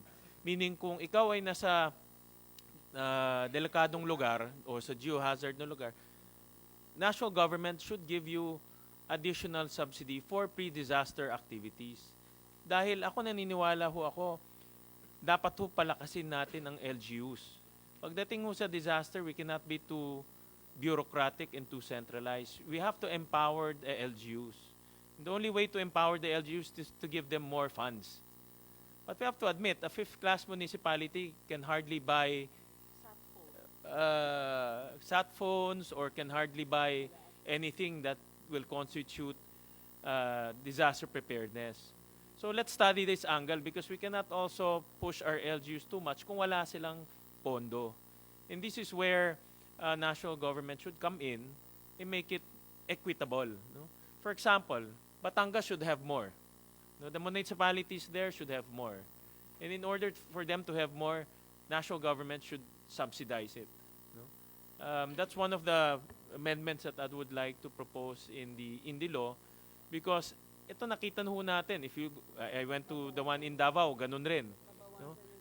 Yung mga nasa eastern seaboard na municipalities, ganun rin, tuwing dumadaan po ang bagyo. Takes them months before they can rehabilitate. And even yung as simple as yung mga tents, hindi ho nila mabili. Pero taon-taon dumadaan ho sa kanila ang bagyo. No? So let's look at this, because my view is the first line of defense are the LGUs. If the LGUs are efficient and capable, national government will have lesser headache when it comes to mitigation and response. That's my comment, Mr. Chair. Thank you. Before I recognize my other colleagues, may we just hear from the Provincial Disaster Risk Management Officer of Cotabato? kindly share with us? Nasaan na kayo ngayon after the earthquake? Nakalimutan na kayo? Yeah, this is not funny, ano? Kasi ang nangyayari, pag may disaster, yung first response natin, nandyan lahat eh. And then after a few months or even weeks, at may panibagong disaster, nakakalimutan yung naunang natamaan ng disaster. So we would like to hear from Cotabato, please. Thank you to our Honorable Committee Chair. My courtesies to the members of this committee and all the other guests and resource persons. All right, so we're talking about LGUs. Really coming from my heart, as PDRRMO. All right. There's a need for national government to look into RA 10121. Because much is really asking from us results on the four thematic areas, but look at the most important human resources. How many are there in the plantilla position? Right? Many, I guess, in this moment in time, there's still a lot of LGUs who were not able to institutionalize their LDRRMOs. But I would like to commend Office of Civil Defense 12, because in Region 12 we were able to make it, to manage the Mindanao series, especially in the province of Cotabato. We were not able to turn over the incident management, the command, to the regional level because of collaboration and coordination. I would like to really emphasize this because this is our concern, sir. We have to institutionalize our LDRRMOs in the local government units. We have to strengthen our barangay disaster risk reduction and management committees. We have a lot of challenges on the ground. Why don't we have this immediate assistance? Because of data. There are who have the honest data, but sometimes it's bloated. It goes down and up, all right? So we really need a lot of people working on the ground. We have the passion to work. We have the passion to help the people because we truly believe this is our mission. We have the joint memorandum circular of the DBM, Civil Service Commission, the LJA guests, but that needs to be reviewed. So I would like to agree with the good senators here that we ought to know because we are on the ground, really working day and night, helping these people who are in need of our services. But we don't know what happened to the Sunset Review or Republic Act 10121. And I guess the Association of Local Disaster Risk Reduction and Management Officers in the Republic of the Philippines had already stated our position in the Sunset, during the Sunset Review. So I think we ought to know in order for us to be strengthened. In terms of resiliency, yes, there's a need for us to be resilient, for our people to be resilient. There's a need to enhance, to level up capabilities of communities and lessen their vulnerabilities. And we need all these agencies, national line agencies, to hold hands together so that we can really achieve DRR resilience in the Philippines. Much as we could do more, but there are only a handful of, as mentioned by Sir Solidum a while ago, we need technical disaster managers, passionate people who will really be working on the ground. This is a challenge to all local chief executives because in the local government units, they're the ones, they're the decision makers, and there should be that appreciation of what is DRRM. Thank you, and I guess that's the only thing I could say as of this point in time. Ms. Foronda, sir. Foronda, yeah. How much disconnect is there between the needs of disaster ang pag-usapan, ano? Yes, sir. The needs of the local government units and the support extended by the national government? As clearly pointed out by Dr. Lagmay kanina, you only have to ask the local government officials, Yes, even sir. the people there, to know that there's really a disconnect between the support being extended by the national government and the needs of the local government units. And based on your own experience, ang tanong ko po, how much disconnect is there? Specifically in our region, in Region 12, we are strongly working with the RDRRMC Because in terms of capacity development, which is a part of the preparedness, it is the Office of Civil Defense 12 are really capacitating us. In fact, if we are not technically knowledgeable, if we are not in the province of Cotabato trained of this DRRM or DRR management, I guess we're not able to make it. So I don't think there's such thing as disconnect, but it's just a matter of really enhancing unify our efforts, more on coordination and collaboration.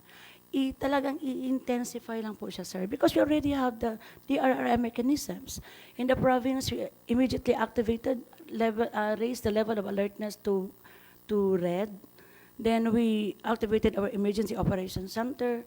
Nandun po ang lahat ng response clusters. That's why we were able to make it because of the help of all these national line agencies. Talagang i-enhance lang siya. I would like to also comment, no ma'am, I would like to reinforce yung sinabi ni Senator sa kanina.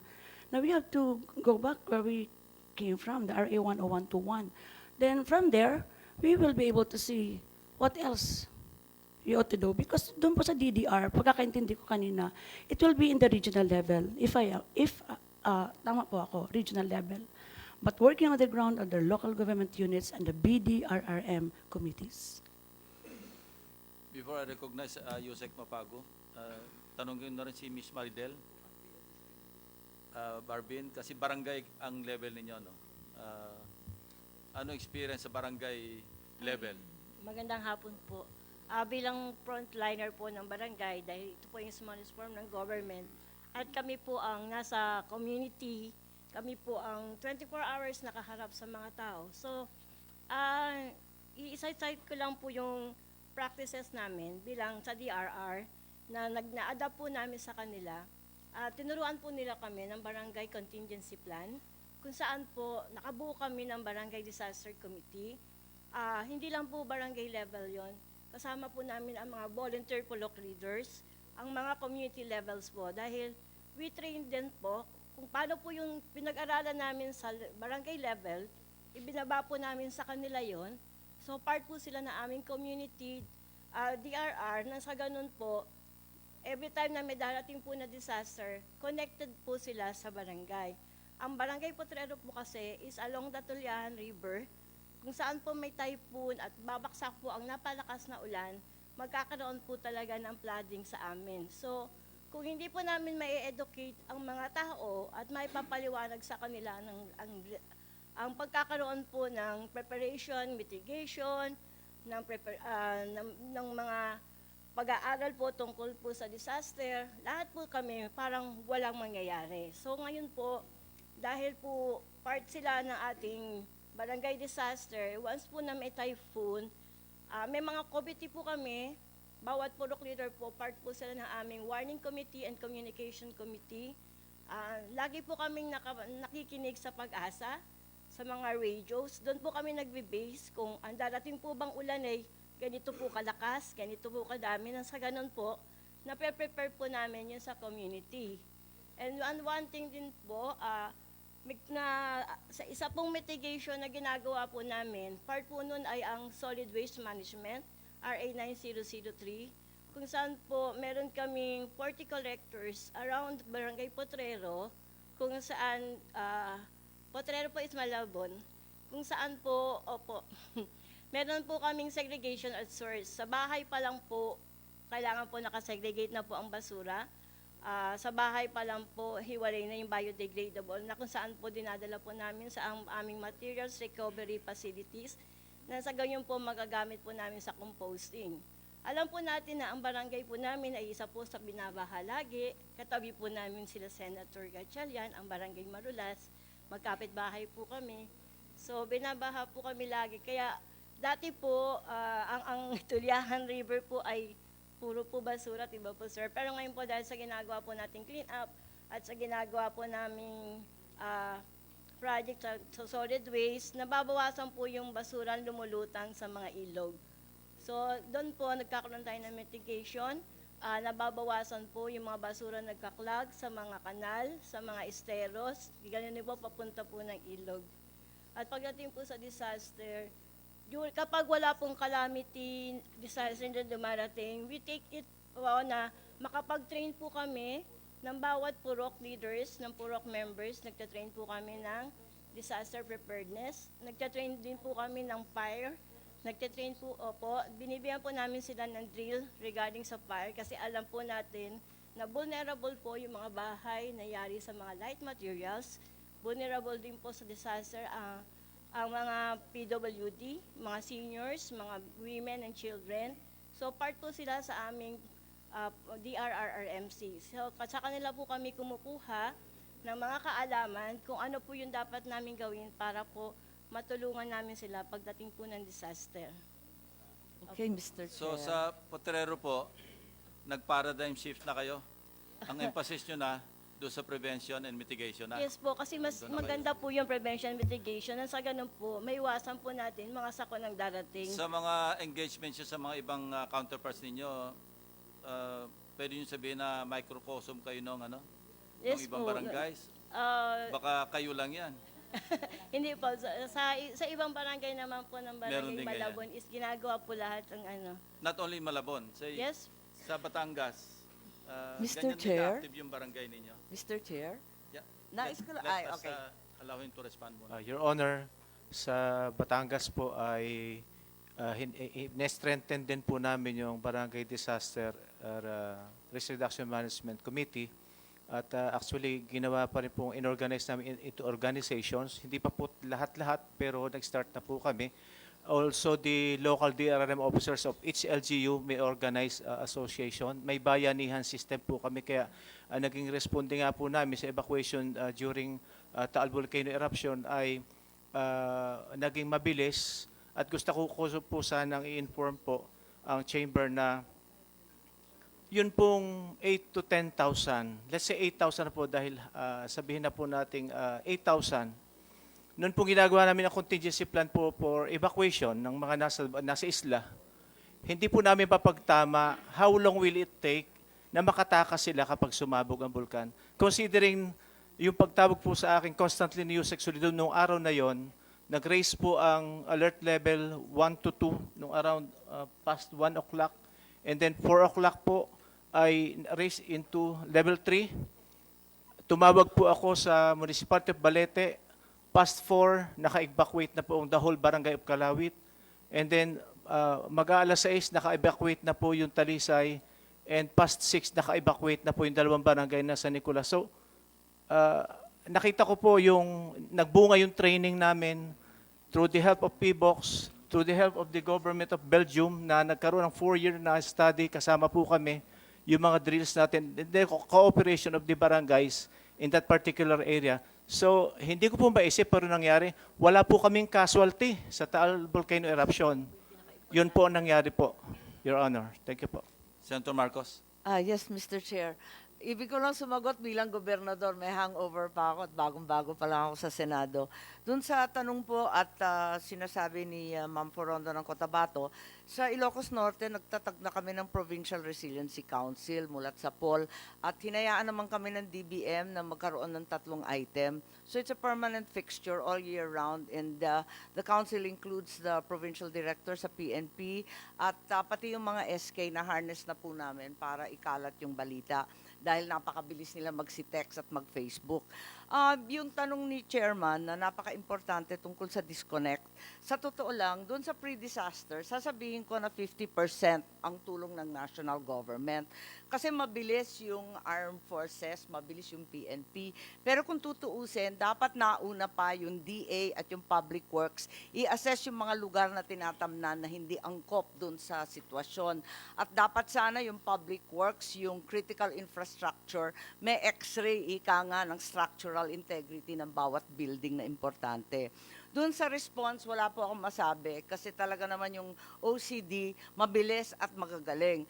Yung post-disaster, ito po yung talagang sobrang palpak. Kita naman natin na hindi talaga maigi. Yung mga rene-request namin pagkatapos ng bagyo, 3 years nakapending pa rin.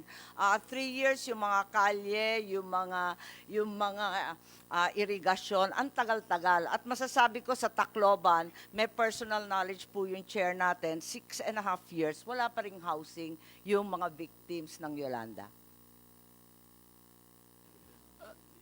Senator Risa, ikaw. Thank you, Mr. Si Usek mabago muna, and then Senator Risa. Good afternoon, Mr. Chair, Your Honors. Thank you for this opportunity. Sir, 3 points lang. I support yung previous statement ni Senator Gatchalian plus si Madam Poronda. Kasi sir, right now, in the current setup or situation, pag may bagong local government chief executive, napapalitan yung ano sir yung kanyang local RD. Yes, opo. And in the case of the recent earthquake in Makilala, bago lang yung kanyang local DRRMC officer. Hindi niya alam yung plan, and a plan, all local government units must have a plan. At yung plan na yan, it's a living document yan. Ibig sabihin, nare-rehearse mo yan, then ina-update mo, ina-assess mo.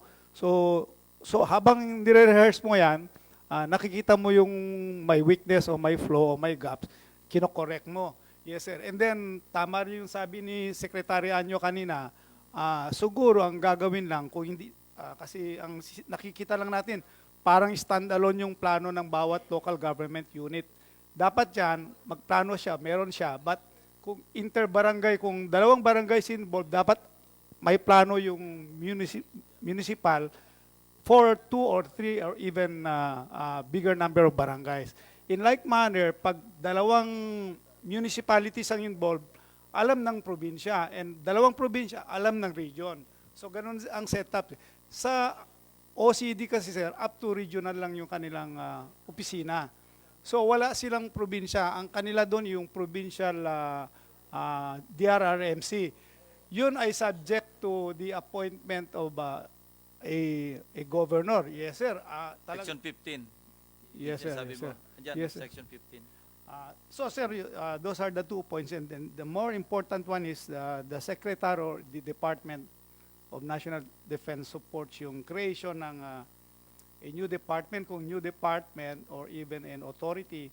Pero, sir, if OCD will be removed from the department, we suggest that we will have another bureau, perhaps one that will also train yung lalo na mga mga reservists namin, kasi as of now our reservists medyo back burner sila in terms of even support.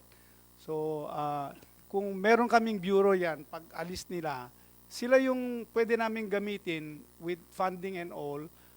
Gagamitin namin pag may pangailangan during disasters, calamities. Kasi right now, sir, ang nagagamit natin regular members. So, nadidistract sila sa operational aspect ng defense and security. Even in terms of yung mga gamit, sir, ngayon pa lang kami nag-ano ng HADR. For example, sa Seaburn, sir, nasa third horizon lang yung Seaburn na inaano namin ngayon, yung address sa threat ng chemical, biological, radiological, and even nuclear disaster. Like itong pagdating ng novel coronavirus. So, yan ay pinag-usapan namin yesterday pa sir sa meeting namin. So, those are the things sir, makapacitate lang sir yung local government units. We strengthen them, we capacitate them. Kasi sila naman talaga yung first responders. Pag hindi kaya ng munisipyo, nandyan yung probinsya and then region, for example, or national na sir. So, yun lang po, sir. Thank you very much. Mr. Chair, with the permission of Senator Antiveros, since nabanggit niya na ho yung mga assets, at the moment ho, for example, kasi I remember after nung Yolanda, during the budget deliberation, Mr. Chair, parang lumabas yung NDRRMC that time, wala atang sat phone or dalawang sat phone na hindi pa ata umaandar. So ngayon ho, after ilang years na din yung Yolanda experience natin, how prepared are we in terms of assets? For example, yung mga helicopter natin for evacuation, or nadagdagan na ho ba yung C-130 natin? Even itong sat phones. Kasi ngayon na nakikita ko sa mga LGUs, magaganda na yung, meron ho sila yung parang tent na nilalagay nila sa loob ng evacuation centers. At the national level ho ba, meron ho bang ganong assets? Ma'am, I can only speak for the department or even the Armed Forces of the Philippines. Kasi bawat unit ng Armed Forces of the Philippines, depende sa level mo. Halimbawa, battalion, it is one company that can be deployed for HADR. So kung sa isang brigade, may isang battalion. So that's on standby. Ang nangyayari kasi ngayon, sometimes if they're on operation, yung sa talagang trabaho nila, pag may crisis situation o disaster na ganyan, napupull out sila, so so nadi-disrupt yung ano rin namin yung operations namin, yung mission accomplishment. That's why over the years ganun na nangyari Meron kami yung nasa momentum na then biglang hinto.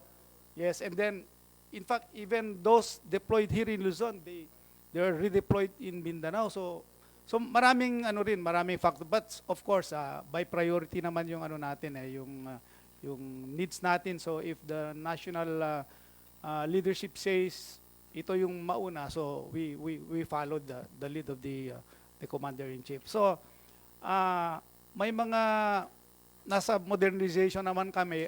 Right now I think we have 5 C-130 aircraft. Yeah. Sir, meron nasa deadline yata. Nung minsan, sir, na I think nung budget namin, there was only one operational that time out of the 5, sir. So, but undergoing naman repairs yung mga ito, sir. So, and we were still building up our resources, sir, our equipment, including yung sa Seaburn, sir. Usek David, and then Secretary Anyo. Sir, these are huge mission of the Secretary of National Defense. One is national defense, and the other is disaster, being the chairman. So it will be unburden the secretary, and it will concentrate on various issues as far as defense. Say, for example, BFA on Western Philippine Sea, terrorism. So it will unburden the Secretary of National Defense. Now, why is it the Secretary of National Defense is the chairman of the army? It is because it is the elements of the armed forces can quickly respond. It is very easy, or it is very easy to respond in any disaster if the secretary is the chairman. Will it reduce that capability of any department or any authority? I think, sir, our soldiers are professionals, our officers are professional. In case of an emergency, we will have the same response, even if the secretary will no longer be the chairman of any disaster. So, again, sir, this is part of the government tasking missions. It will, as Senator Gossip said, this will concentrate the Secretary of National Defense on defense matters and security matters. It will be best for us in the national defense. Thank you very much. Ed. Yes, Mr. Chair. First, on the institutionalization that was mentioned by Mamporonda and I think Senator Marcos, Senator Gatchalian, we are actually institutionalizing because we required the LGU to put the LDRRMO, or the Local Disaster Risk Reduction Management Officer, as a plantilla. In fact, in the last SGLG, 12 LGUs did not qualify because they failed to designate a permanent LDRRMO. So we want that all LGUs will have this LDRMMO, and they will be career positions so that if there is a change of administration, they will not be relieved, transferred, or replaced.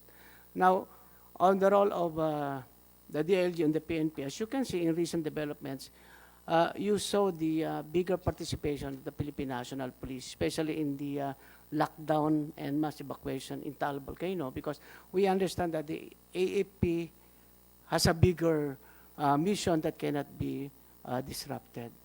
Now, on the leveling field, I think there's no need to wait for the disaster because we have the LGSF and we have the assistance to municipalities.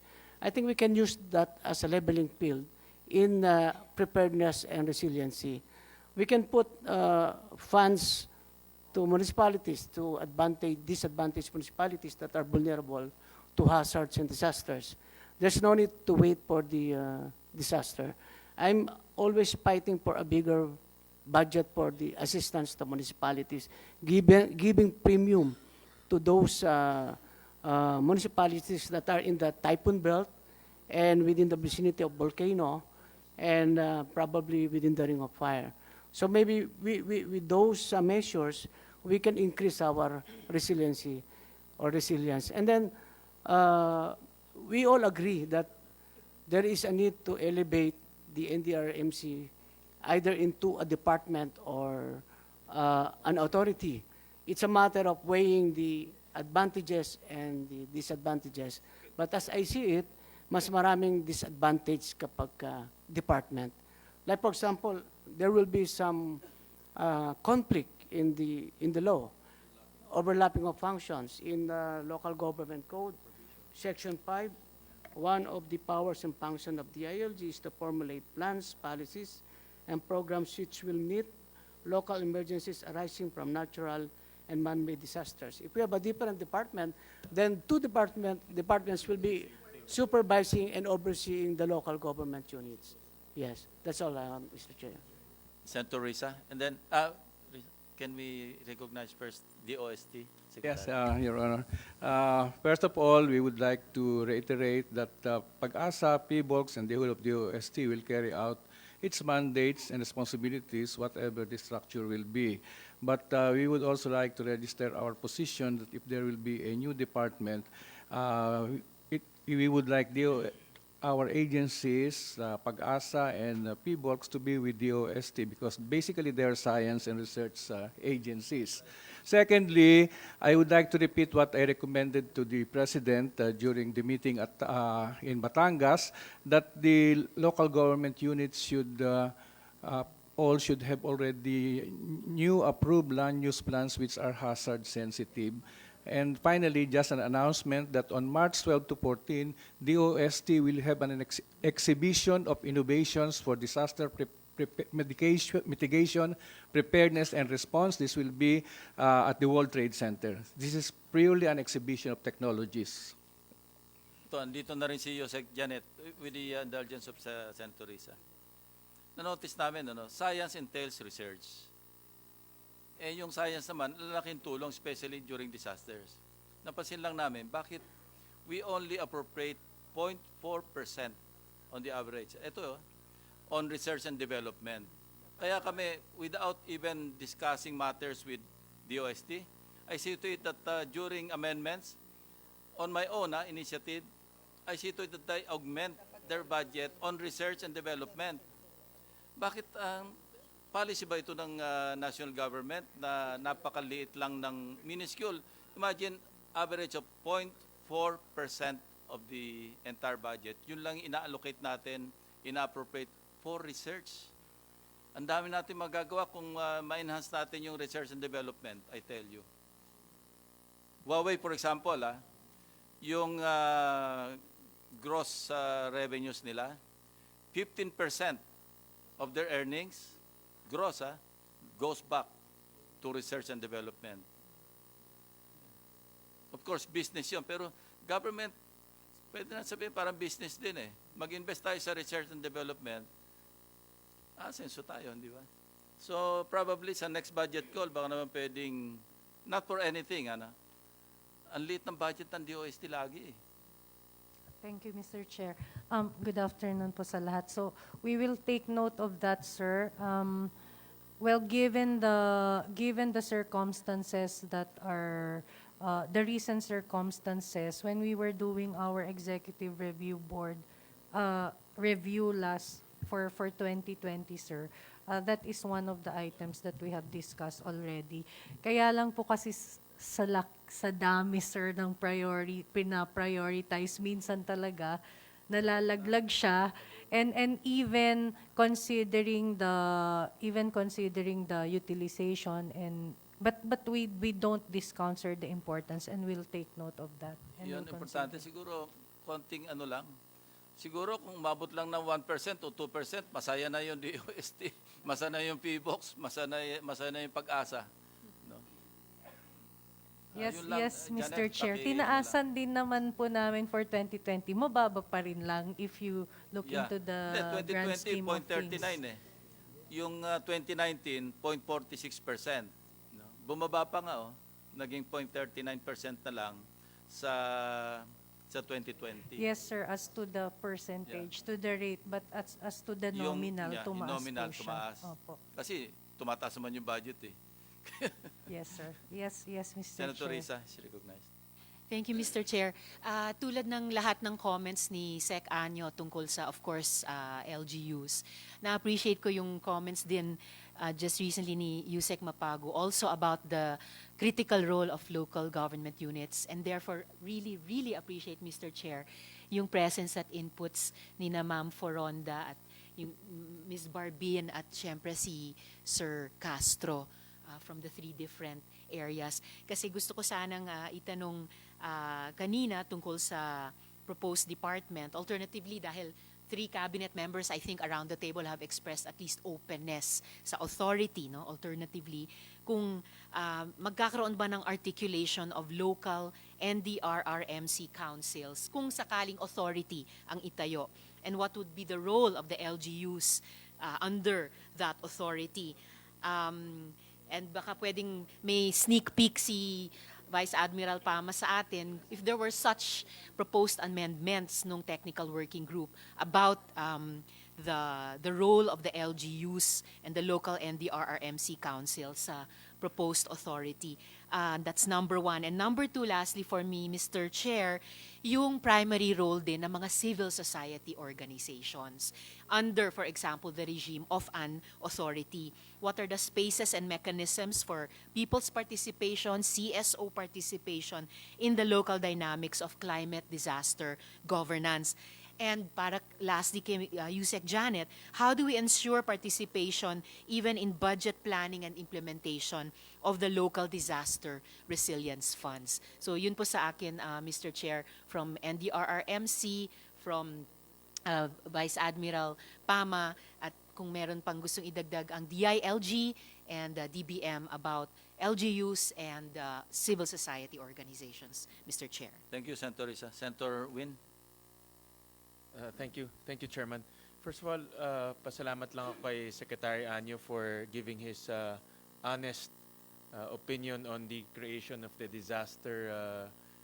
Department of Disaster Resilience. I think no other person is more qualified and better to express his opinion other than the person on the ground, which is the DILG.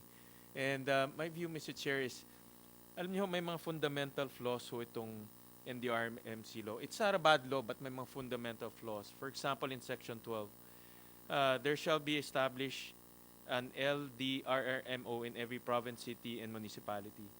Ang fundamental flaw, sino mag-head ng office? No? And that's where si Usek Mapago mentioned earlier, na papalit-palit, no? Because there's no person in charge. It assumes that the mayor, the governor is in charge, but the mayor and governor are doing many things, no, on a day-to-day basis. So, talaga nangyayari ho na palit ho ng mayor and governor, iba rin ho yung makakausap doon because it's not institutionalized. And this brings me to the comment of Dr. Solidum na dapat ho may disaster risk managers. Because nga sa batas, wala nga nagsasabi na sino mag-head nitong office na ito. No? It's a fundamental flaw because on the ground, sino talagang hahanapin. No? And I think these are the things that we need to fix in the law. But my view is, the law is adequate in terms of moving the local governments to the right direction. It's really the capability that is lacking, the funds that is lacking. In fact, kami nga ni Senator Bina is talking na maybe we can set up a fund na doon po sa mga fourth, third-class municipalities na kulang po, instead of a general support fund, but a disaster resiliency fund specifically for LGUs. No? Doon po sa mga na-declare sa geohazard zones. And I have another question ho kay Usek Mapago. Kailan ho tayo nagkaroon ng bagong geohazard map? No? Meron ba ho tayo? I know this should be updated regularly. No? No? PNR, sir, ang pinaka yan main agency na. But when was it updated and when was it cascaded to the local government units? Because may mga questions ako, like for example po, in Taal, alam naman natin na siguro even a layman will know, ito ay part ng geohazard zone. No? Bakit meron hong nakatira ho doon? In fact, hindi lang ho nakatira, bakit meron pong mga turista umaakyat ho ng crater? Diba? Common sense will dictate na pag ito ay delikadong lugar, dapat walang nakatira at walang any commercial activity dahil anytime it can erupt. So my point of the matter here is there's also a gap between the determination of which areas are dangerous, which areas are part of the geohazard zone, and also cascading it down to the local governments. Eh kung nas-cascade ho sa local governments, at hindi yun nakukanig yung mga local governments, eh liable ho sila doon. In fact, in this case, liable ho ang barangay at liable po ang municipality for allowing commercial operations in that area. Meron ho akong story. In fact, ang UNICEF ho, nagpadala ho ng team to Valenzuela to partner with us in our child-friendly program. Ang request lang ho ng 4 na foreigners, pumunta ho sa Taal Volcano. Pumunta nga ho sila nung Sunday of that eruption. Buti na lang ho, nagkulang ng oras, pabalik na ho sila 1 hour before it erupted. But my point of the matter there is, we allow this type of commercial operations to that area. Well, in fact, kung pinayagan ho silang umakyat ho doon, o kung umakyat ho sila doon, nagkataon na nagka-problema, mas malaking problema ho tayo. So my point is, there's also a gap between national geohazard maps, national declarations, cascading down to the local level. And this is where we have to, my view on this is, we really need to empower the local government, we need to capacitate them, and we need to educate them. Because they're the first line of defense and they can respond very, very quickly in an event of a disaster. That's all, Mr. Chair. Senator Binay, meron lang ako upcoming meeting at 1 o'clock and I'm always on time, so we will have to suspend. Very quickly, may response si Usek Khalid. But we will have to suspend before 1, ah. Yes, sir. Oh, sige. On geohazard map, sir, 3 yung pinanggagalingan yan eh. PBOLX, MGB, at saka Pag-asa. And always their products are disseminated to the local government units. Mr. Chair, Sen.P. Mr. Chair, pwede po makisingit. Sige po. Lahat ho ng tinanong nyo, nasa batas yan. Kaya ho lahat ng sinisimulan natin ay risk assessment. So yun pong mapa na nabanggit po ni Usek Khalid, even at the national or local level, ginagawa po yan. Sa tanong po ni Senator Gatchalian, bakit merong activity, bakit may nakatira, I think I mentioned earlier, sana yan ho ang tingnan natin, bakit po yung Batangas, ang kanyang plan with due respect to Batangas Province, bakit po ang plano niya included ang mga aktibidades na ganyan?